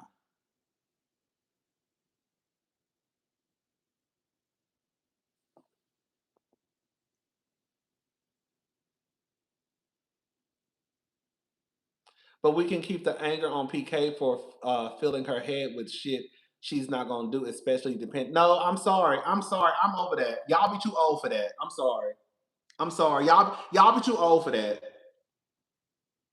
I'm over that. Yeah, he filled her head up. That's a grown ass woman. I'm over that. Y'all be too grown for me. Y'all be too grown for me. Mm-mm. Mm-mm. I'm over the fairy tale princess. He told me a love story. Dorit, bitch, you're grown. You're a grown ass woman. If you want to walk around here still believing these motherfucking niggas, then believe them. Even after PK, but if he's telling her he's gonna do something, then she's thinking he's gonna handle it. Right, but at what point? But at what point, when you realize he's not handling it, you step up and say he's not handling it. You see what I'm like? This is not something that just happened last month. PK has been telling Dorit this story at least the season before last or last season, and Dorit is still repeating the same thing that PK told me like 3 weeks ago on Watch What Happens Live. Why are you still repeating PK told me? When if we know that you behind on your mortgage, then you know that you behind on your mortgage, and you still repeating what PK said. I get what you're saying. I do. I really do. I get what you're saying. That's what I'm saying. I agree to girl. I can't even get on to Kandi, girl. I can't even get on to Kandi, girl. We gotta finish the week. We gotta finish the week. Y'all got me worked up now. Listen, I do agree to a certain. I agree to a certain point. I do. PK is wrong, in my opinion. I thought that PK was on some fuck shit when Dorit said he sent her an email and said, "You gonna be responsible for the mortgage?" I remember making a video saying I would have beat PK's ass because, bitch, you're not gonna send me no motherfucking email talking about I'm gonna be responsible for the mortgage in 30 days. That's all I'm saying. At some point, and I get that Dorit.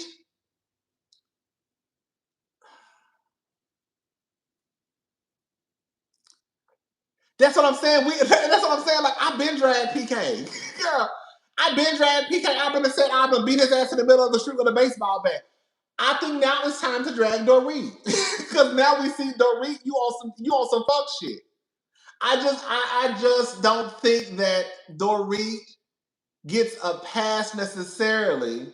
Because at some point, like, Dorit is 50. Like, in real life, your husband is an alcoholic, bitch. If you want to walk around here and still trust your alcoholic husband who is in debt, who is not paying the mortgage, I will look at Dorit like Monique told Precious, you are a dummy, bitch. You will never know shit. Don't nobody love you and won't nobody ever love you. That's where I'm at with Dorit. Dorit's husband is an alcoholic, gambling ass, addicted to girl vodka and Tito's and behind on the mortgage. And they say he got them on loan sharks. And in 2026, Dorit is still walking around here on Watch What Happens Live talking about, well, PK said.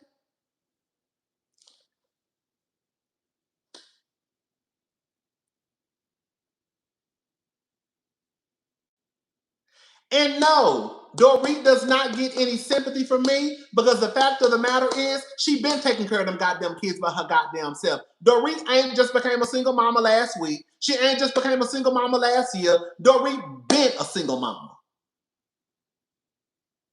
Because Dorit been saying when PK come to town, he might come on the weekend. He might see the kids on a Saturday. Last time I saw, she said the motherfucker didn't come home for 3 months.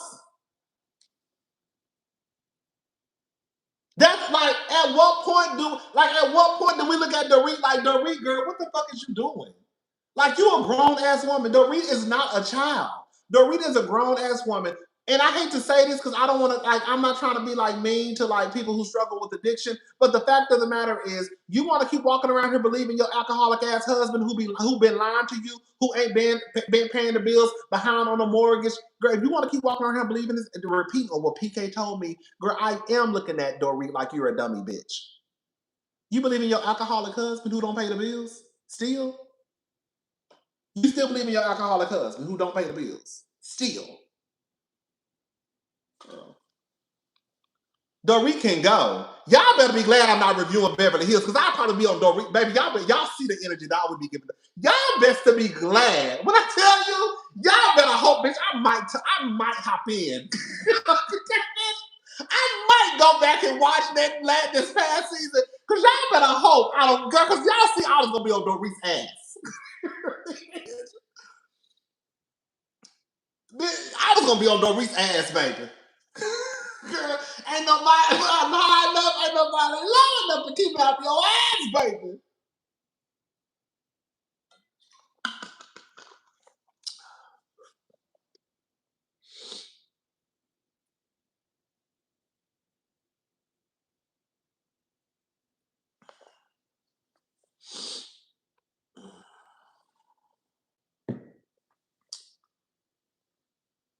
And a part of and then it's like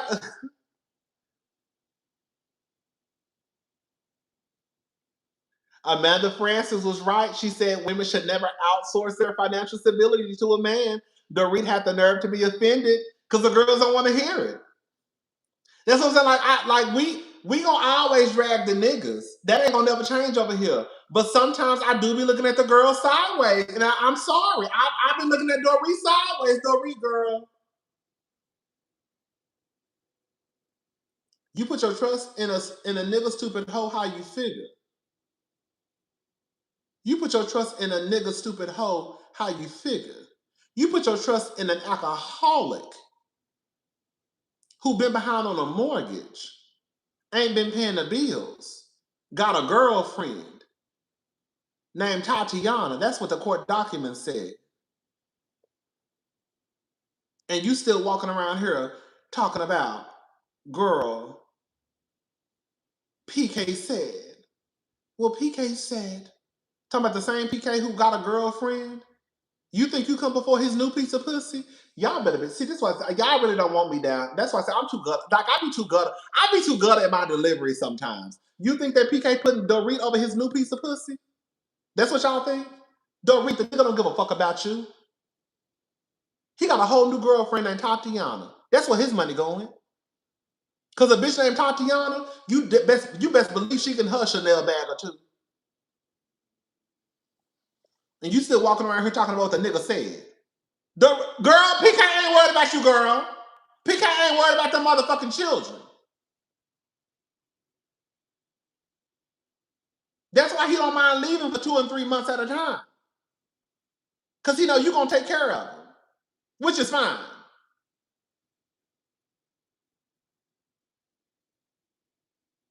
That's why I'm saying, girl, I be too gutter snipe for the girl sometimes. You know, I can be a little ghetto. I can be a little crass with my delivery. I know, it get real ghetto over here sometimes. It get real gutter snipish. It get real gutter snipish over here sometimes. You know how I do, girl. I start talking to, you know what I'm saying? But I'm just saying.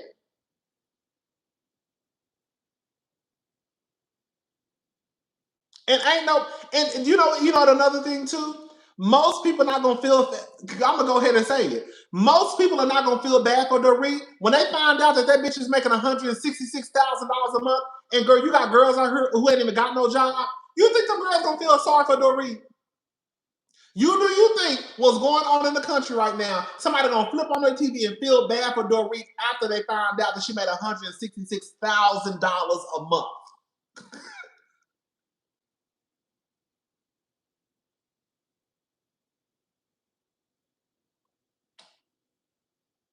They are going to drag Dorit. Because they're not gonna understand, bitch, how the fuck you making $166,000 a month? And girl, your life ain't together, girl.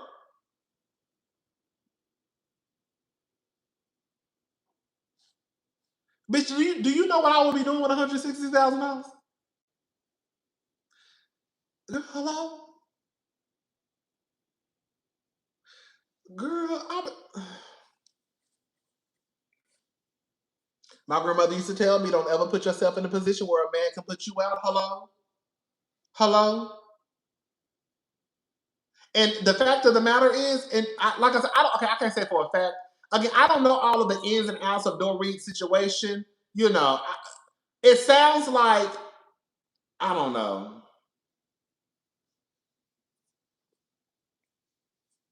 I don't know. I just know I would have been at that house.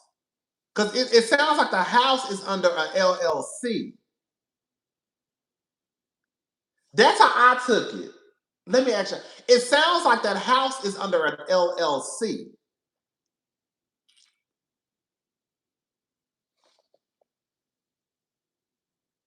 So would Dorit be able to just go get a house for her and them kids? Even if she dumb, okay. She put a trust in a man dumb for the trust. Okay. Okay.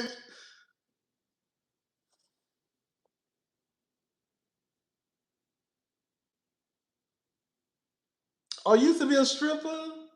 Come on, Mercedes. Yeah. Okay.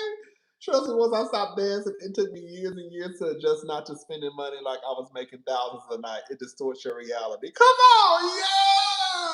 Not a stripper. We don't call them strippers. We call them exotic dancers. You were, yeah, come on, yeah, hey, midnight dancer. Okay, Mercedes P Valley, down in the valley where the girls get naked. If you got bands and you know she gonna shake it, yes, okay. Come on, midnight ballerina, yes, ma'am.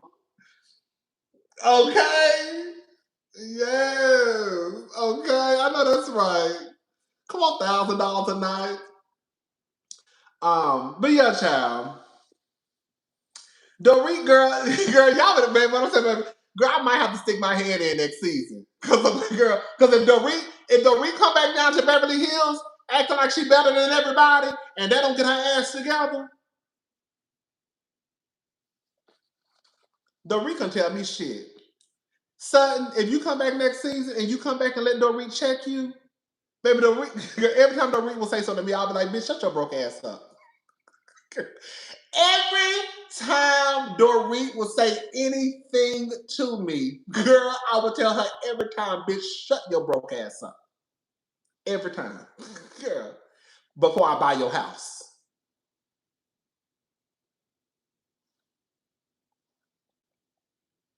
Keep on.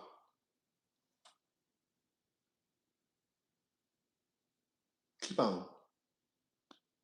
You gonna fuck around and you gonna be driving by your old house and bitch, I'm gonna turn it into a motherfucking playhouse. And I'm gonna make sure we film scenes there.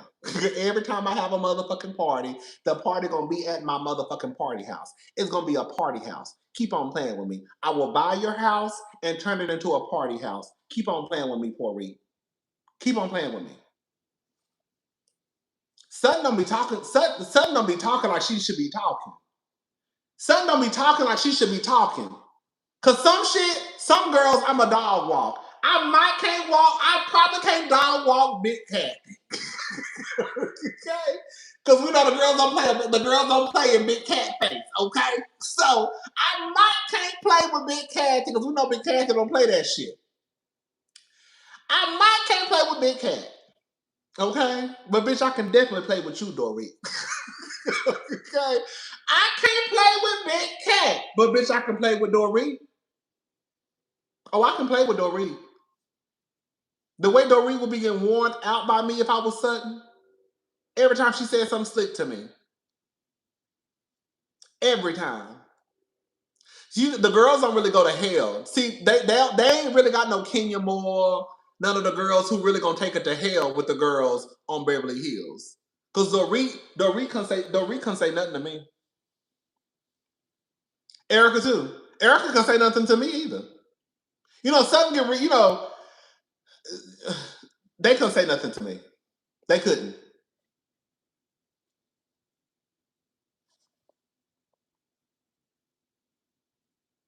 Oh, Kathy corrected Dorit about calling Sutton a social climber. She said more like a socialite.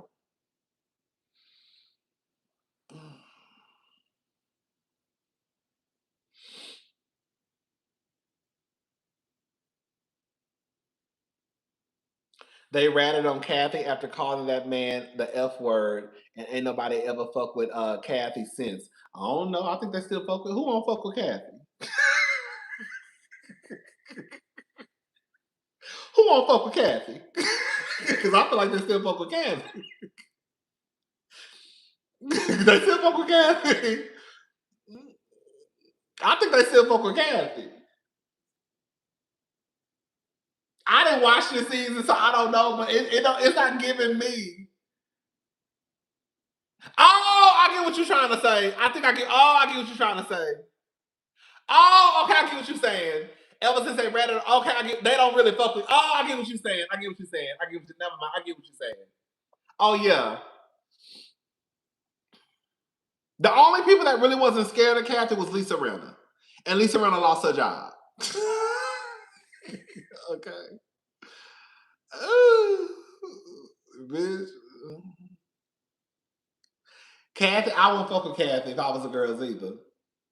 Girl, quiet as this. I'm gonna be honest with y'all. That's not my life, and it's probably not a lot of y'all's either. I don't know because I don't know who's watching, but that's why I'm gonna say something, and this might sound crazy to some of y'all. I can understand girls like Sutton who want to make sure that she's still in good standing with the women like Kathy, because when all this shit goes away, that social circle shit is still gonna be there. You see what I'm saying?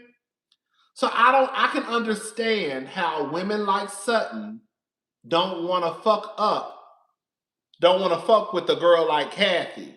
Because as Crystal they done said that Kathy hold the key. Okay. Shout out fool with Kathy.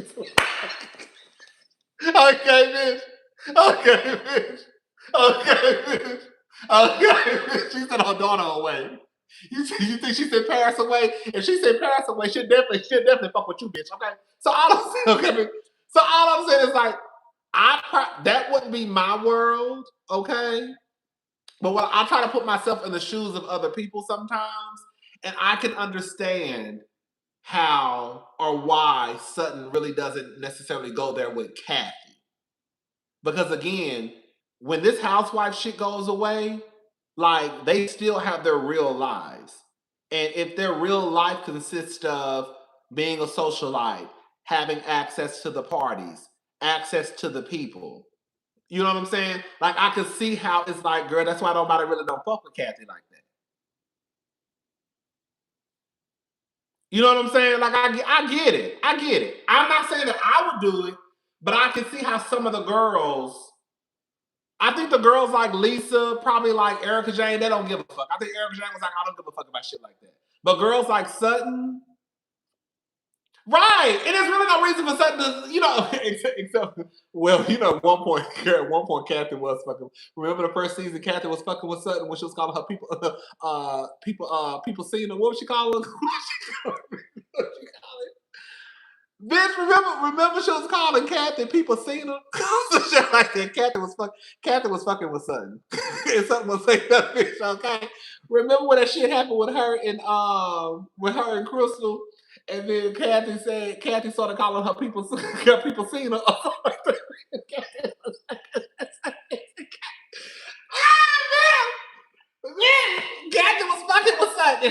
say shit to Kathy, girl. She was arguing with Crystal, but she ain't say shit to Kathy, though. Okay? Bitch. Bitch, okay. But yeah, it's just, you know, baby, Sutton will even argue with Sutton will argue, bitch. Sutton will argue with Cal. She not gonna argue with Cal. You see what I'm saying? Sutton has argued with Cal. She not gonna argue with Kathy. Cause Cal ain't nobody but bitch. Fuck this show. I get it. I really do. Like I said, it couldn't be me because I don't really move like that. I'm too much of a girl. Who the fuck you talking to? Okay. Especially now, we at work, but girl, I'm too much of a girl. Girl, I'm going home, girl. Fuck this shit. Right. Mm-hmm. Mm-hmm. But yeah, I get it, but y'all get it. I get it. Yeah, I feel like my energy is a little different too. Girl, okay? Exactly. Same hill to the night. Get out of my face, Kathy. Exactly. I'm gonna tell Kathy, girl, go on now. Girl, you talking too much. Girl, get on. Kathy, go on. Kathy, go on. You doing too much, girl. Girl, go on. I don't feel like doing all that today. Go on now. Shit. Girl, no. No. Damn. You know, you heard what I said. Girl, what she told, I didn't watch the show, but I know she told somebody. Who she told that to? I saw it in the commercial. Was she talking to Amanda? Know your place? Did she tell somebody to know your place, girl?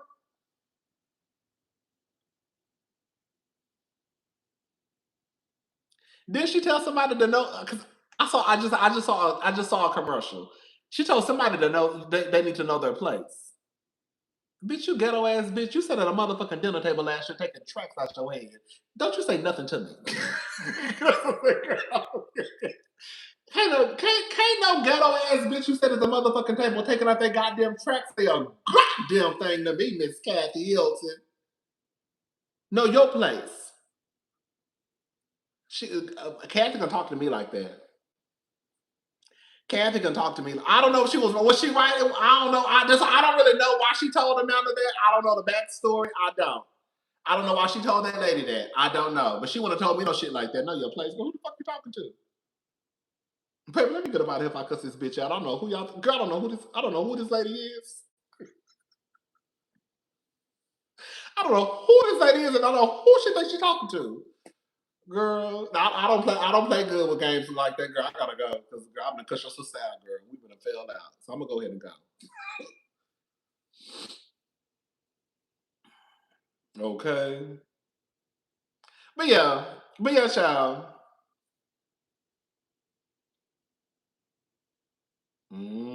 They're calling Amanda a scammer. I mean, I know a little bit of something because I was watching the Diva reviews, but I don't really know a lot. You know, I ain't watched the show. Oh yeah, let's get to Kandi. I'm sorry, girl. Y'all not get sidetracked real fast. Okay, let's go. Me cry. Where's my tissue? How does anybody navigate? Yeah.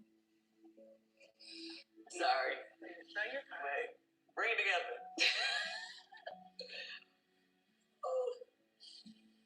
Okay, I'm listening. No, I'm just saying, I just hope that you're taking time, out for yourself. Because you wear so many hats and do a lot. I stay busy. Can we split the... Wait, give me 2 seconds before I start. Now, I mean, if y'all ain't heard, I got divorced recently. After 12 years of marriage, it was 2.5 years now. So we was together like 15 years. How have you been able to heal, from the divorce? Because I know in the show you do, reveal some infidelity, but how were you able to heal from that? I don't think I'm healed. Okay. I don't. I mean, it's still kind of like less than a year, since it happened. Oh yeah. It's been less than a year. It's that was July. I'm not healed. No, I'm not healed. Okay, simply, you already seen me as like, I'm one of those people, like, I try not to talk about, I guess, like I said to you earlier, I don't like to talk about stuff because I don't like to be emotional. I don't like to be sad. I like to live into the positive, lean into the positive, lean into the fun. Don't make me cry. I mean, girl, she just got a, you know, I mean, girl, I guess, girl, she just got a divorce, honestly. I will say this, though, I do think it's unfair. I know, again, this is just my opinion. Y'all think how y'all want to think, I think how I want to think. I do think it's a tad bit unfair to be like, oh, the reason why you got a divorce is because you was out here letting women into your bedroom. I feel like that falls more onto Todd. Because, you know, Todd and Kandi used to have threesomes. And there are people out there saying that Kandi is part of the reason because you shouldn't have been letting those women into your bedroom. There are no shade. There are plenty of women out there who have not let women into their bedroom and still, hello. Hello. There are plenty of women out there who do not allow a woman in their bedroom and a man still cheat on them. I feel like that just goes to show, to me, I just feel like that just goes to show how you can literally give a man the world and they still be ain't shit. You know what I'm saying? Like that's why I have a problem with scenarios that involve men allowing, like, I don't think it's fair to blame Kandi for the divorce because she allowed women into the bedroom. Because there are plenty of women out there who have been cheated on and they don't allow women in their bedroom. You see what I'm saying? And I just think I think it goes to a deeper conversation because you could have niggas like Todd, like Greg. Shout out to Greg, may he rest in peace. You could have niggas like Todd. You could have niggas like Greg. They say Todd allegedly cheated. I don't know if Kandi. I'm assuming based off of the. I don't know, girl. I don't want to say because I don't know. But they say Todd allegedly cheated. It just goes to show that, girl, you can literally have access to the bank of Kandi. Girl, how are you in a relationship where you are still allowed to fuck bitches together and you still don't have control over your penis? You see what I'm saying? Like, you are in a relationship with a woman who is saying, yes, we can knock these bitches down together, right? And you got money, and you still get to have sex with other women outside of your wife, and you still don't have any type of control. I think that is absolutely ridiculous. Like with Greg, I bring Greg up. Nene told Greg, you can go out here and do what you want to do. Just don't fool with no bitches that run the same circles as me. And what did Greg trifling ass go and do? Not only did he go try to deal with the woman that was in, what's up, Mimi? How you doing? Not only did he go and fool with the woman, girl, not even in Nene's circles, bitch. Bitch was her employee at one of her boutiques in the DMV area. Like, it's shit like that where it's like, oh, someone in the comments said that her one woman show Kandi said that he felt no remorse after cheating. Oh, so she confirmed it at the show? Okay. So allegedly Kandi confirmed it at the show. Like Todd really had it in the bag. Like you really have to, like you really have to, like when you, girl, I don't give a fuck what nobody say. Todd hit the jackpot with Kandi Burruss. Yes, Todd brought some great ideas. They made a lot of money together. OLG was a hit. I don't want to take nothing away from Todd. But the fact of the matter is Kandi was a millionaire, Todd wasn't. Hello? Like how do you come into a scenario like that where your life has improved financially? You now have access. You are now in the same rooms with Denzel Washington. Girl, you're on Broadway. Your name is attached to Broadway plays. Y'all have successful restaurants, and you still can't manage to keep your dick in your pants.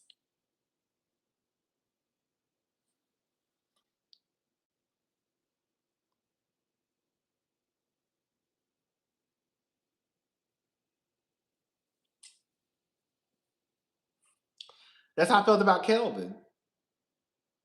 Kelvin should have got a vasectomy.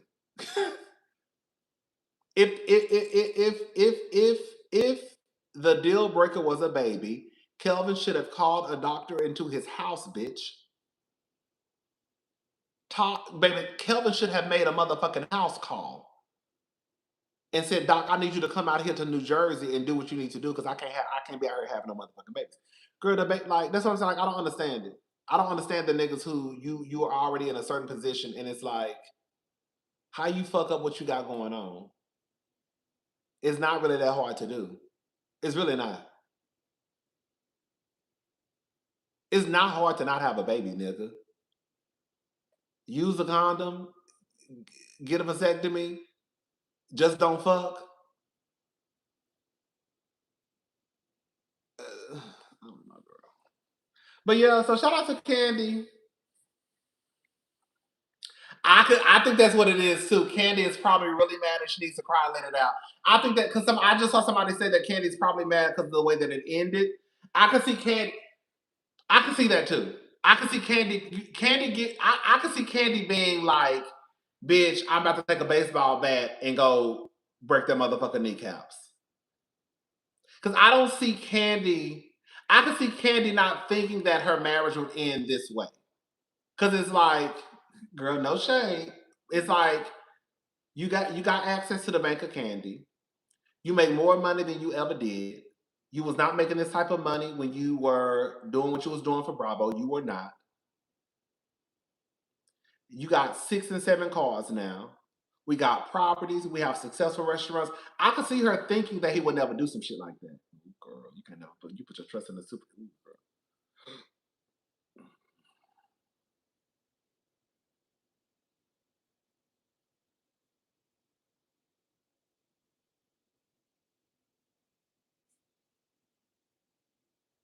And you want to change your name to this nigga last name, Kandi Tucker, a dummy. Girl, you change your name to girl, anyway. Then you change your name to his last name. And then I remember when Kandi used to be. Remember when Kandi Todd was in his soft life era, baby. Okay. And then remember when Kandi said that he was a head of household. Remember she said that. Kandi, you don't even believe that. She said some shit like he was a head of household or something. I said, Kandi, you don't even believe that shit, girl. Kandi, you already told us. Kandi, you done already told Kandi. You done already slipped up and forgot the cameras were down there when you told Todd, don't you better sit there. Don't you stand there and think you're more successful than me? Do y'all remember Kandi? Y'all remember when Kandi told Todd that right there in front of the Bravo cameras? Y'all don't remember when Kandi told Todd, don't stand there and act like you're more successful than me? I said, oh shit. I think Kandi forgot them cameras was right there.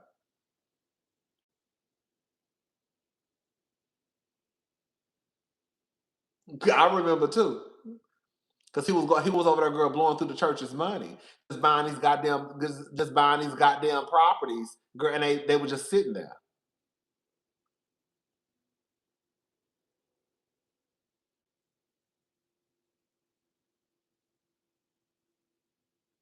I was kind of surprised by the divorce, no lie. I was kind of surprised.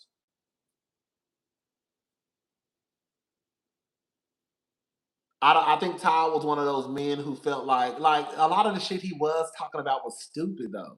Ty wanted like a O girl like Ty wanted like an OLG like what it was like an OLG Mexican restaurant or an OLG breakfast restaurant like an OLG Mediterranean girl OLG Smoothie King or OLG cookies or OLG cake shop or OLG girl like remember he was trying to do everything OLG remember. Remember? I think that was a part of the problem too. Girl, I think he hit a home run with OLG, and I just felt like he thought that he could just do everything OLG. And I was like, girl, I was like, and as you can see, none of the shit really just came to fruition. So it's like you really bought all these properties just for what? With no, because I think Todd is no shade. No, it is shade. Todd is one of those people who, and I used to always say this. Go back and watch my reviews. I used to always say Todd does not give a fuck because Todd is making money. Todd did not give a fuck about those people sitting down there in the dark. Tom, what else do you have going on where you can't stop and do what you need to do to make sure you do the proper paperwork to make sure that the stuff is in order down to OLG.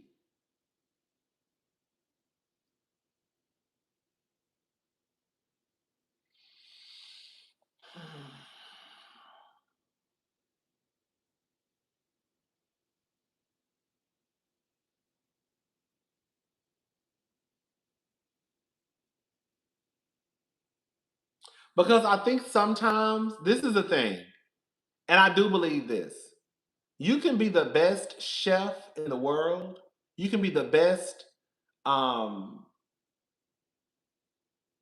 yeah, you can be the best chef in the world. You got to have the best ideas in the world. That does not necessarily mean you know how to implement. Um, that does not mean you know how to run a business. I think that eventually, but I also think too, girl, I also think too. I think they dissolve. Do y'all think they dissolve those businesses because they all gone now? Do you think they dissolved the businesses like Martell and Melody did? Because OLG not here no more, and I think and Blaze is closed too. I could see that. I could see that.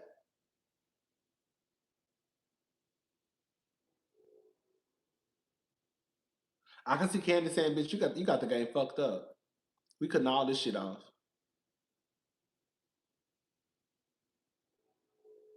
Get that new bitch. Go get that new bitch. Y'all could do a restaurant together."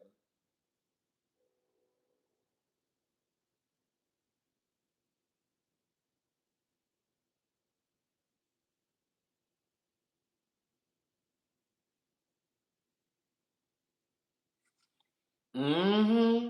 I think they all closed. I think she should. I think they shut all those restaurants down, girl. Let me see. Let me see.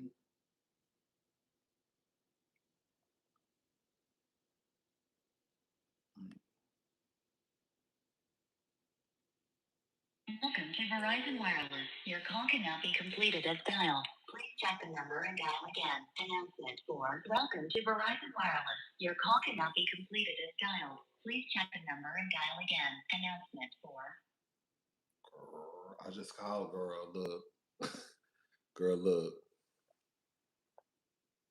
girl, look. That's the one at Camp Creek, girl. That's the one at Camp Creek. Let me call again. Let's call it again. Welcome to Verizon Wireless. Your call cannot be completed as dialed. Please check the number and dial again. Announcement for Welcome to Verizon Wireless. Girl, they closed. Oh, oh, Peter, and the one on Peter Street closed too. Let's call the one on Peter Street. Welcome to Verizon Wireless. Your call cannot be Is that the same number?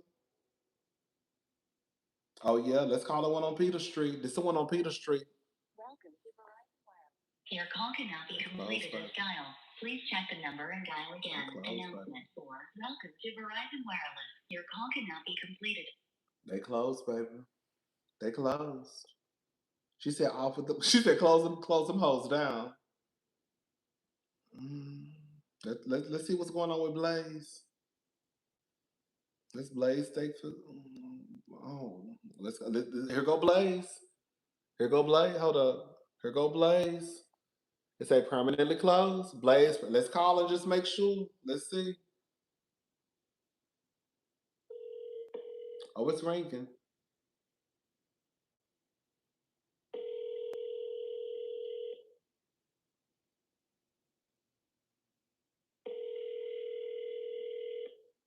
Now this number is ringing, but it say permanently closed. Hello. Please leave a message after the tone. I don't know who number that is. It say permanently closed. Okay. I hope Kandi pick up and say stop calling her phone. Okay. So great. All of it is gone, baby. It's gone.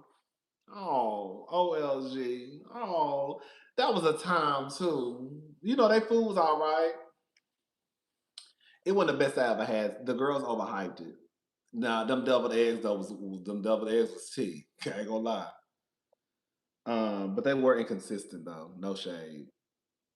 They were inconsistent. Anyway, shout out to Kandi and Todd. I mean, they say Kandi and Todd. I mean, they say Todd and Apollo coming out with a new, not Apollo. I just told a lie. They say Todd and Peter, they're coming out with a new show.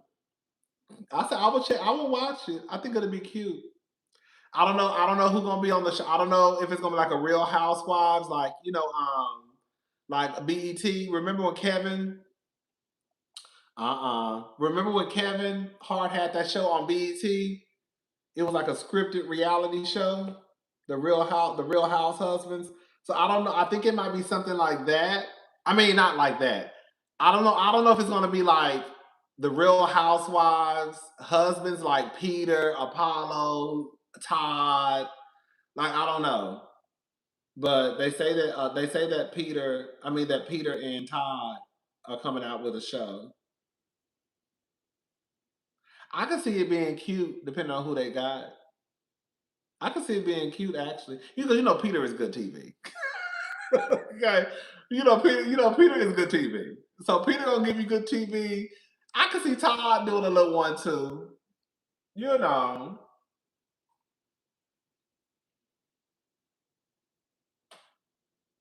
I could see it being real cute. I really could. They're gonna have to bring in some men who don't mind being messy. The niggas be acting like they're too cool for school. That'd be my issue with the niggas on Atlanta, Real Housewives of Atlanta. They don't never really they too cool for me. I don't know why niggas I don't know, child. Because the niggas on Married to Medicine don't act like that. They try to act like they ain't with the shit, but girl, baby, Peter is out of jail, baby. Well, how much longer is Peter in jail? Baby, Peter is out of jail, baby. Peter been out of jail, baby. No, Peter is out of jail. Peter been out of jail. Peter was in jail for a few months, girl. Yes, Peter was not in jail that long. Peter has been out of jail. hmm He didn't serve his full sentence. Yeah, girl, Peter is out of jail. He's been out of jail for a minute now. Like I know at least probably like 5 or 6 months. Probably five, like 6 months. He been out. He's been out. He didn't serve his full sentence. It really felt like he went in and just got out. 6 months. Okay, so he served 6 months. hmm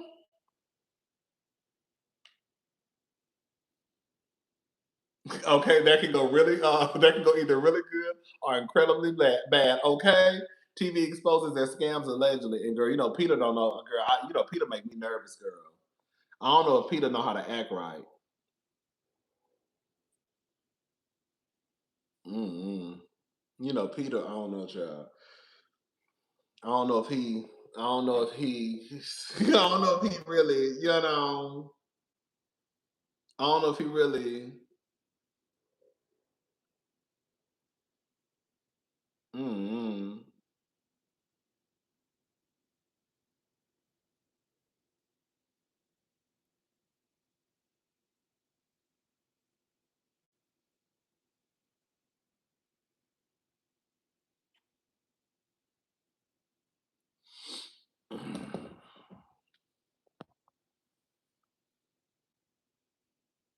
Peter was always Peter. Girl, he nice to look.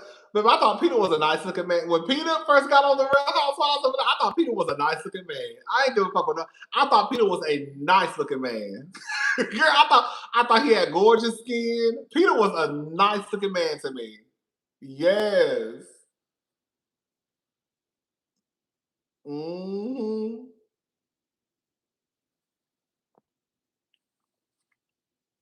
Cordell not gonna do it. Cordell would not. I could see Cordell not doing it.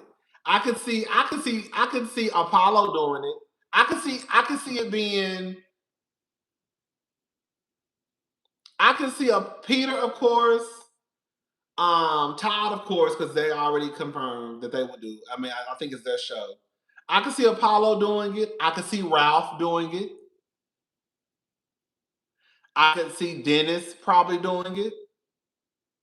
Even though I don't too much like him and I don't want him on my screen, I can see them trying to go get Croy.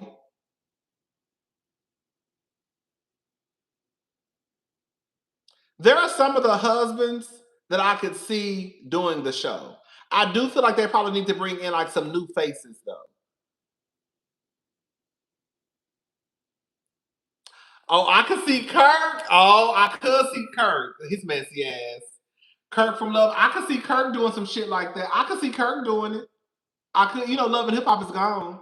I could see them wanting to get Kirk. I could, and I could see Kirk agreeing to do it.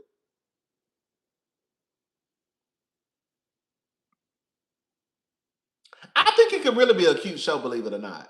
I really do. I think it could be a cute show. I think it could be really, really cute.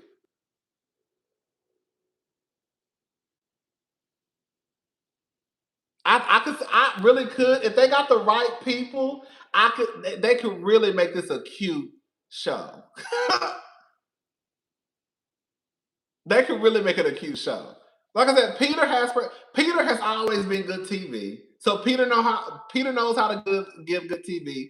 Todd is not that bad. Even though when him and Aaron and Ralph tried to get together for that one scene, it was just kind of weird. I didn't like it. It was like, girl, go home. I could see Ralph. I don't too much particularly care for Ralph, but I could see Ralph probably doing a good job on a show like that.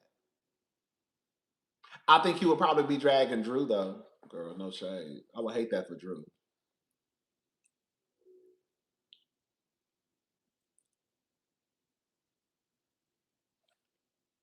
I can see Ralph. I can see Ralph and Peter getting into it low key. Okay. I can see Ralph doing a show with Peter and Todd.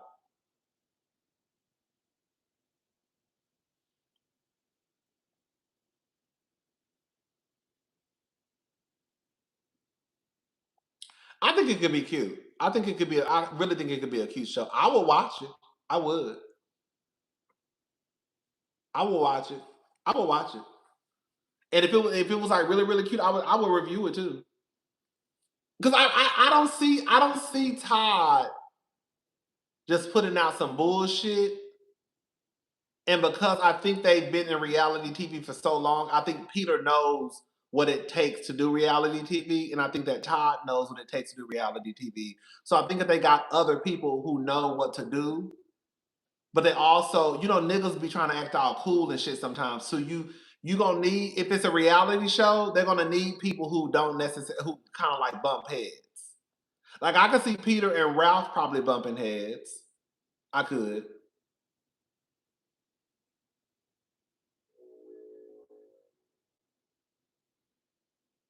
Hmm.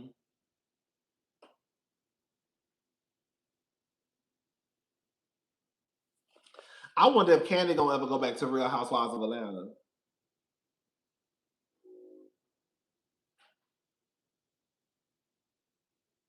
Mm-hmm. Mm-hmm.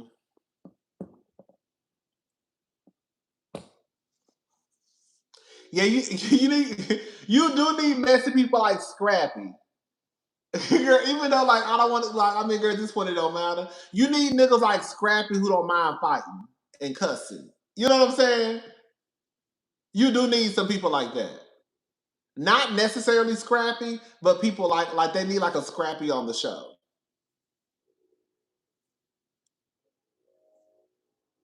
It would be, it could be a cute show. It really could. It could be a cute show.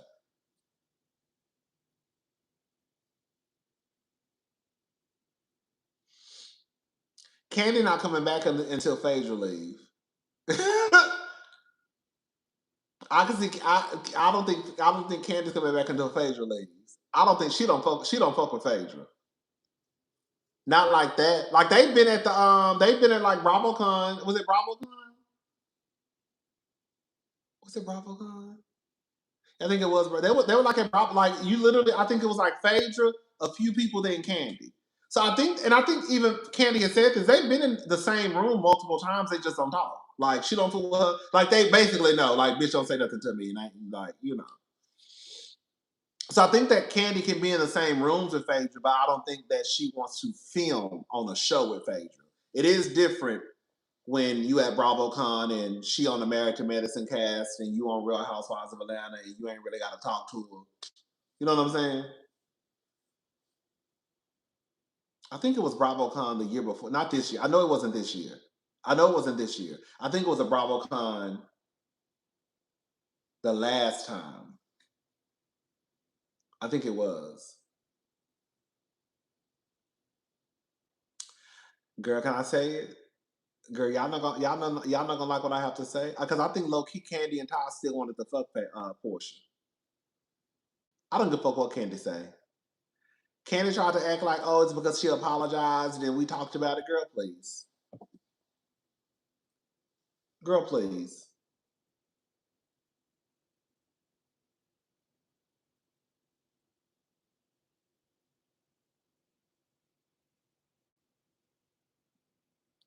I don't believe Kandi. I don't. I know Kandi says she's not a liar. I don't think I necessarily believe that.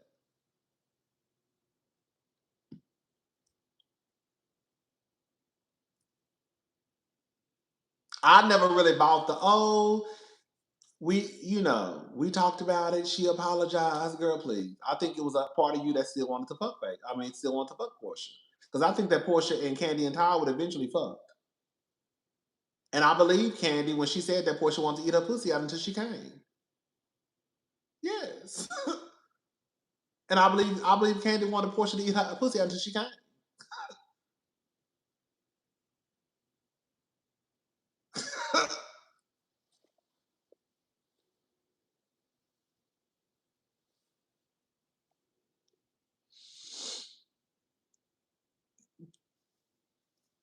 Kissing lesbians, okay? Kissing lesbians. That's what I think. That's what I think. That's just what I think. I don't, I'm just saying, I'm just saying, but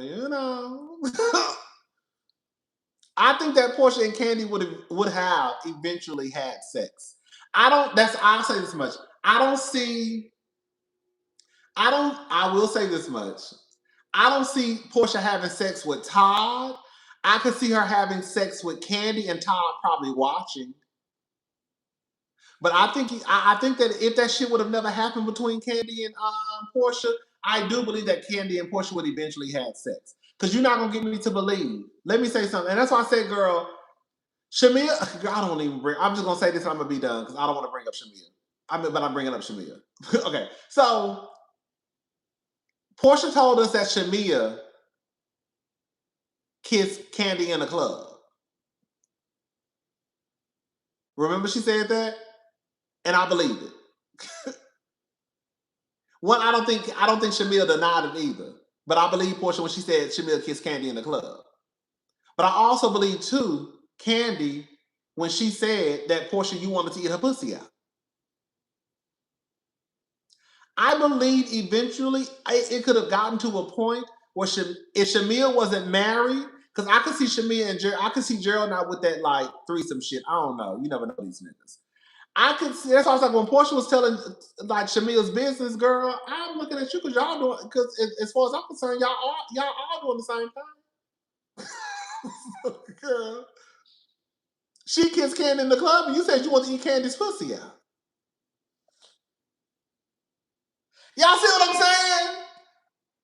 saying? Like eventually I feel like they would have all fucked around. Because as far as I'm concerned, I think Portia and Shamil done had sex before. That's just me though. I don't know that to be true. I'm just saying I believe that Portia and Shamil have had sex before. I do. I really do believe that.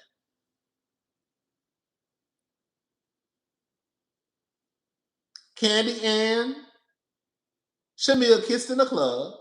I believe that Portia also said that she would eat Kandi pussy out. Them girls be fucking each other. Okay.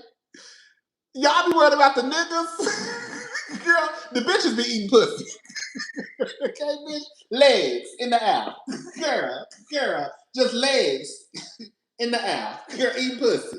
Just eating pussy all night long. All night long, all night. Girl, just eating pussy. The girls be eating pussy, girl. They do. I don't care what none of y'all say.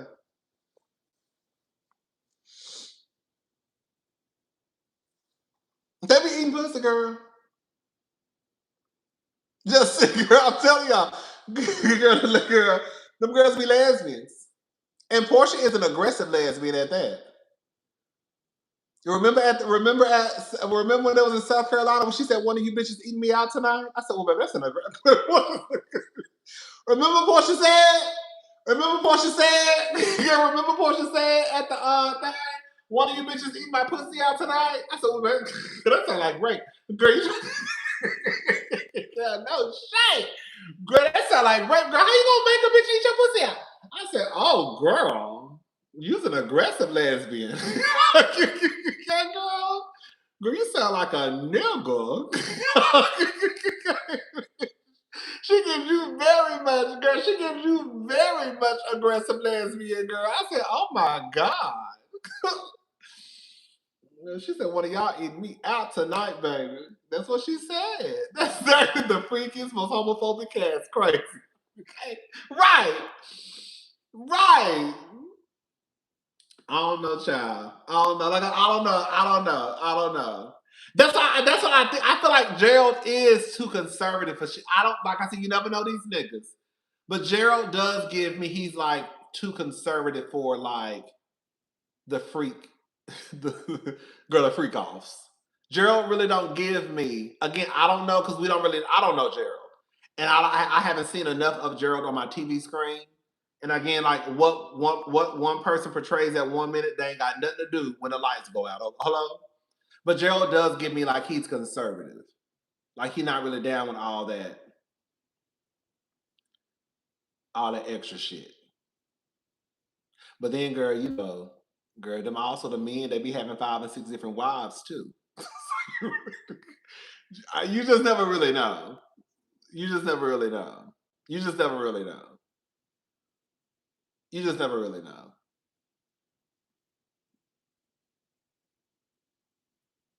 Yeah, you just never really know. Girl. Girl. And 1 or 2 pumps in the mix, okay.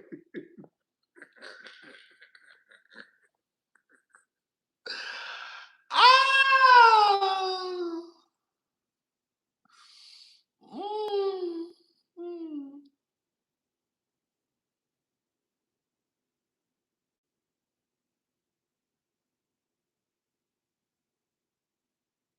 Yeah, you just never know, girl. You never know what people are into, honey. Baby sure did. Anyways, y'all, I'll be down here. I might go live on Monday. No, not Monday. I don't know, because I don't get to watch I don't get to watch that's the thing. I don't know. I might go live Tuesday with the reunion. Not the reunion. Girl with the review. I might it just depends, girl. I might do a live reunion. I keep saying reunion. Review. Review. I might do a live review over Atlanta. It just depends on the episode. It just depends. Yeah, it depends on what happens. I feel like it's about to be. Girl, I feel like it's about to be a circus. That's what I feel like. I feel like it's about to be a mess. The girl is behind in plain sight, baby. They sure do. They sure do. Baby, come on, kiss the lesbians. They sure do. Honey. Baby will go out and eat pussy and go back to their boyfriends and husbands. Okay. When do you eat my pussy tonight, baby? For Peter's show, I need Charles Oakley on there. That might be a conflict though, especially if Angela is still on especially if Angela is still on Atlanta. They definitely won't let Charles. They would not let. I don't think they will let Charles do the show. I don't think they will let Charles do it because he's already on Atlanta. He done already signed that contract. Not contract, but consent form. I guess contract, but he ain't getting paid. But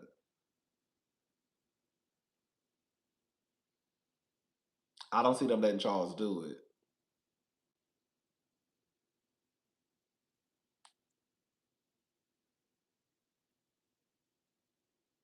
Maybe Charles gonna got into a fight on that, honey. Because as far as I'm concerned, I'm gonna be honest with y'all. Y'all know the only reason why Charles didn't hit that man last year was because he was gay. I'm gonna go ahead and say it, and because those cameras was there. That gay boy, Charles is about to wear his ass out. Charles is about to grab that. Charles is about to grab that man by his neck. The only thing that saved that punk was them cameras, because Charles knew if I hit this punk, they gonna say I'm homophobic. Karen, I wasn't gonna say it. Karen, no, I wasn't gonna say it. I was Team Charles. Be very clear. Okay. I was Team Charles. Be very clear about it, okay? I was all the way Team Charles. So whatever happened, happened, okay? Um, but I think that the only reason why Charles hit that man was because them cameras was there and y'all was gonna call him homophobic. They was gonna say it was a hate crime. And I was gonna say no, it wasn't. Girl, no, it wasn't. Charles handled that man like a man. I hope to be very clear. His sexuality ain't got nothing to do with it. Charles handled that man like he would have handled any other man. From what I understand, Charles been knocking niggas upside the head. Okay, bitch. So, girl, just because him being gay ain't got nothing to do with it. He came over here, girl started some shit, and Charles popped him upside his head. Period. End of discussion. Okay? That's what happened. Okay? Girl, that's exactly what happened. We're not gonna put that, I don't mind pulling, the homophobic card. Girl. But girl, that was if Charles would hit that man, that wasn't gonna be no hate crime. Girl, and we wasn't gonna march for that one. No, we might march for some other ones, but that was not gonna be that was gonna be girl, he got his ass whooped. He got his ass whooped because he was down there talking shit. Talking about Charles was out here fuck with some bitch. And Charles rolled up and the girl and grabbed him by his neck. That's it. But from what I've seen, Charles been acting a fool. He been grabbing niggas by the neck. Okay.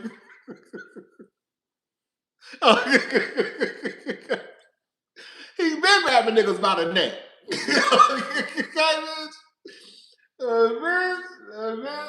Shit. Anyway, shout out to Charles. Y'all know I love Charles. They need to put him more on TV this season. I feel like I hate to. I mean, I know they're on a trip right now, but I need to see more. I feel like they need to put Charles on TV some more.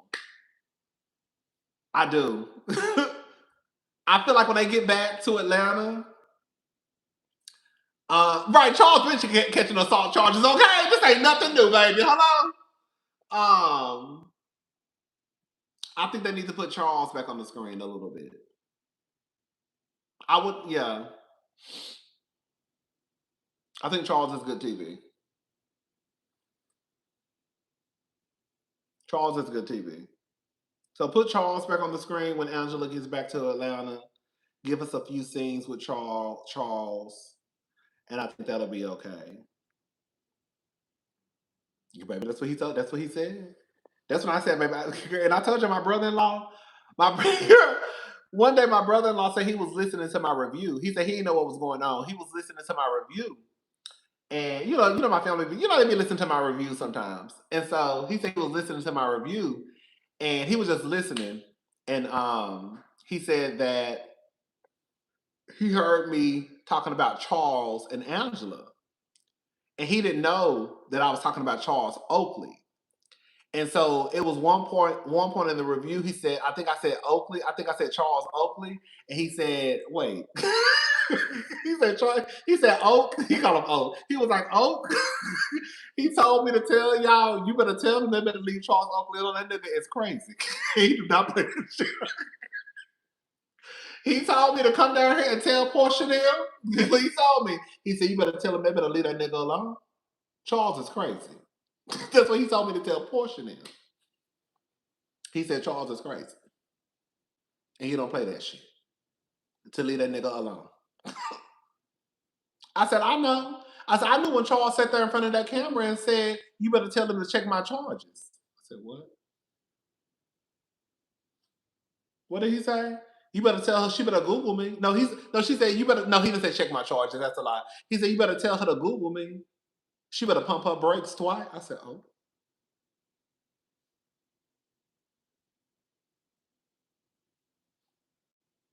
I said, girl, what did he just say? Girl, when he said that in front of that camera, I said, oh, baby, he might know. Girl, you might want to. Girl, y'all better leave that man alone. Girl, this man just said on camera to Angela, you better tell that woman she better Google me. That's what he said. And then said she better pump her brakes. I said, what?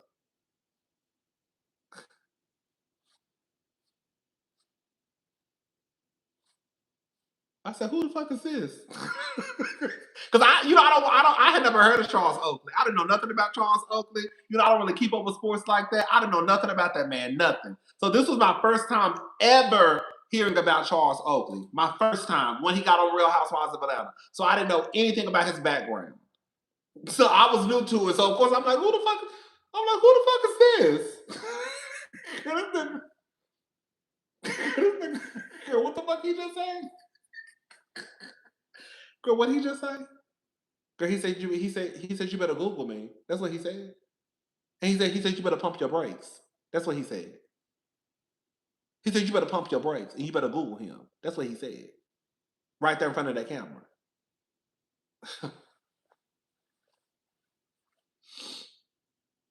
Charles Gibbon, he cussed everybody out. Girl, that's why I like Charles, because Charles don't give a fuck. Charles, that's why Charles Gibbon, he cussed everybody out. Man, woman, children, it don't matter. Say something to me, I'm cussing your ass out. That's why I fucks with Charles.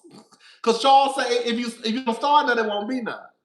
If you say something to me, I'm cussing your ass out. Now go on. I live. I do.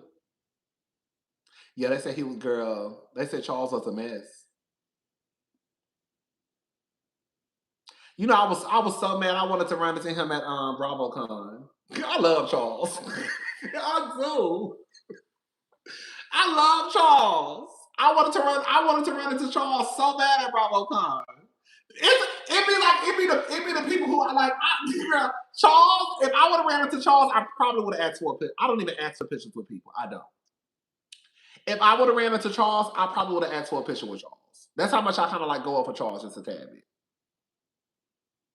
I probably would have asked for a picture, and I would have said Mr. Oakley. Okay. All that shit I'll be talking to her now is Mr. Hey, Mr. Oakley, how you doing? Hey, because he's tall as fuck. I gotta look up. Hey, Mr. Oakley, how you doing? Mm-hmm. Yeah, I'll be reviewing the show. I didn't say nothing. No, I was on your side. Yes, sir. Do you mind taking a picture with me? Yes, sir. Okay, what a minute. Yes, sir. Yes, sir. No, sir. I ain't said shit. I was on your side. What you say about my wife? Now that's a different story. What you say about my wife, nigga? Now that is a little tad bit different. Because I've been actually taking a whole wig just a tad bit, but okay.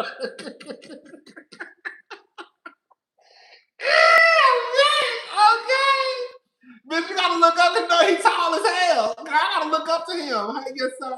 I didn't say what I said about your wife. I don't remember. I know it was something though.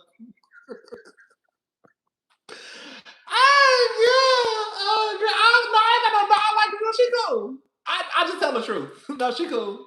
I don't have a problem. No, I don't have a problem with her. No. I just tell her the truth. I'm a truth teller. It don't matter who you are. The truth is the truth.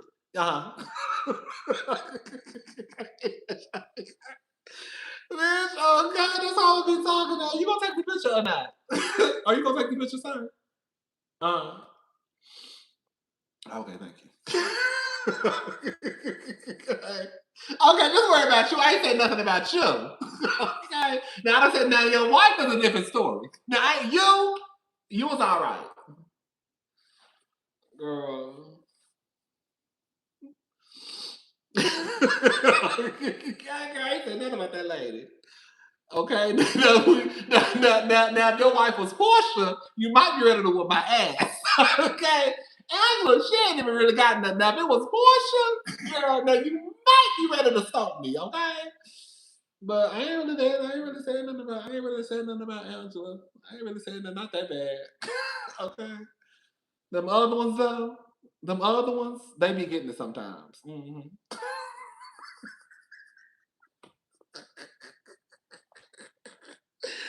Shout out to Charles Oakley. Yes. And I want to eat Charles' food too. I feel like Charles be cooking his ass off. And I love the fact that Charles keep a clean kitchen. You know his food good because his kitchen clean. Okay? You know Charles' food is good because his kitchen is clean. Even though, girl, Charles came back. Oh, Charles was being fake. I gotta say one bad thing. Charles was being fake as fuck at the beginning of the season. When Angela cooked that dry, I told y'all when Angela cooked that dry ass burger, it wasn't nothing on that burger. Nothing.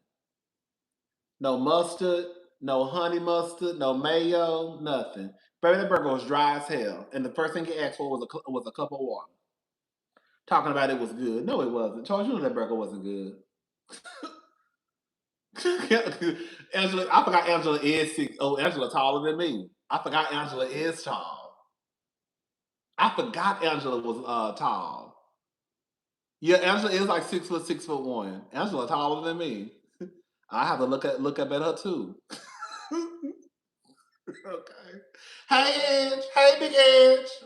Girl, I ain't saying nothing, girl. Girl, don't worry about it, girl. Girl, you saw my review? Uh-huh. Right. It was the truth though. It wasn't the truth. Okay, you can say that, but it was the truth. Girl, look, I'm not arguing with you, girl. You gonna take a picture with me or not?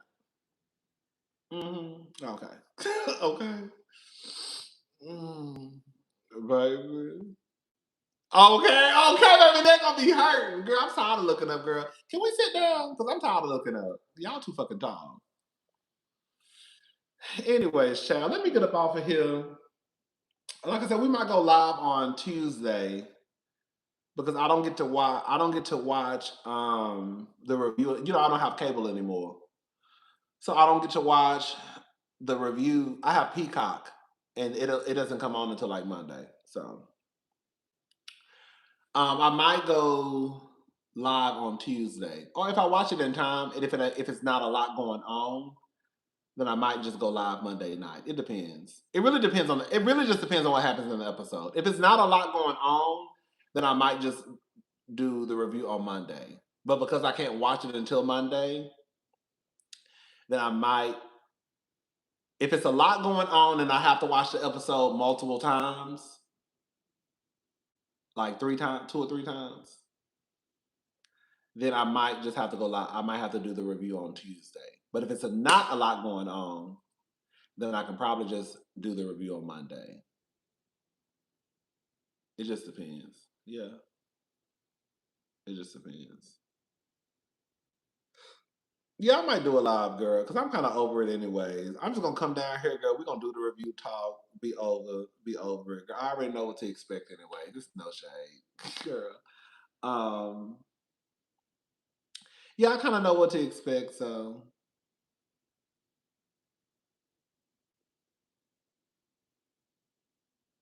hmm yeah.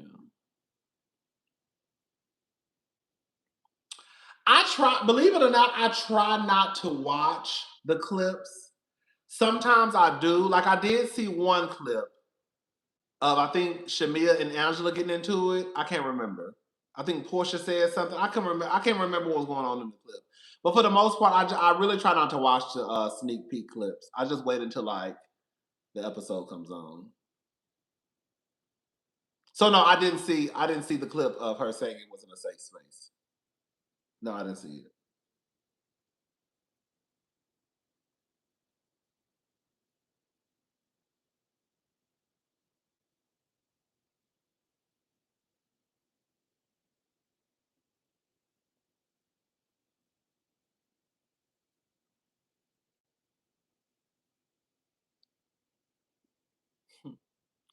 Anyways, child, it's late. I'm about to get off here and watch The Rookie. Y'all know this is my show. I'm on season 2. So I'm about to watch The Rookie. And I will see y'all tomorrow. Y'all have a good night. It was fun. Talk to you later. Bye.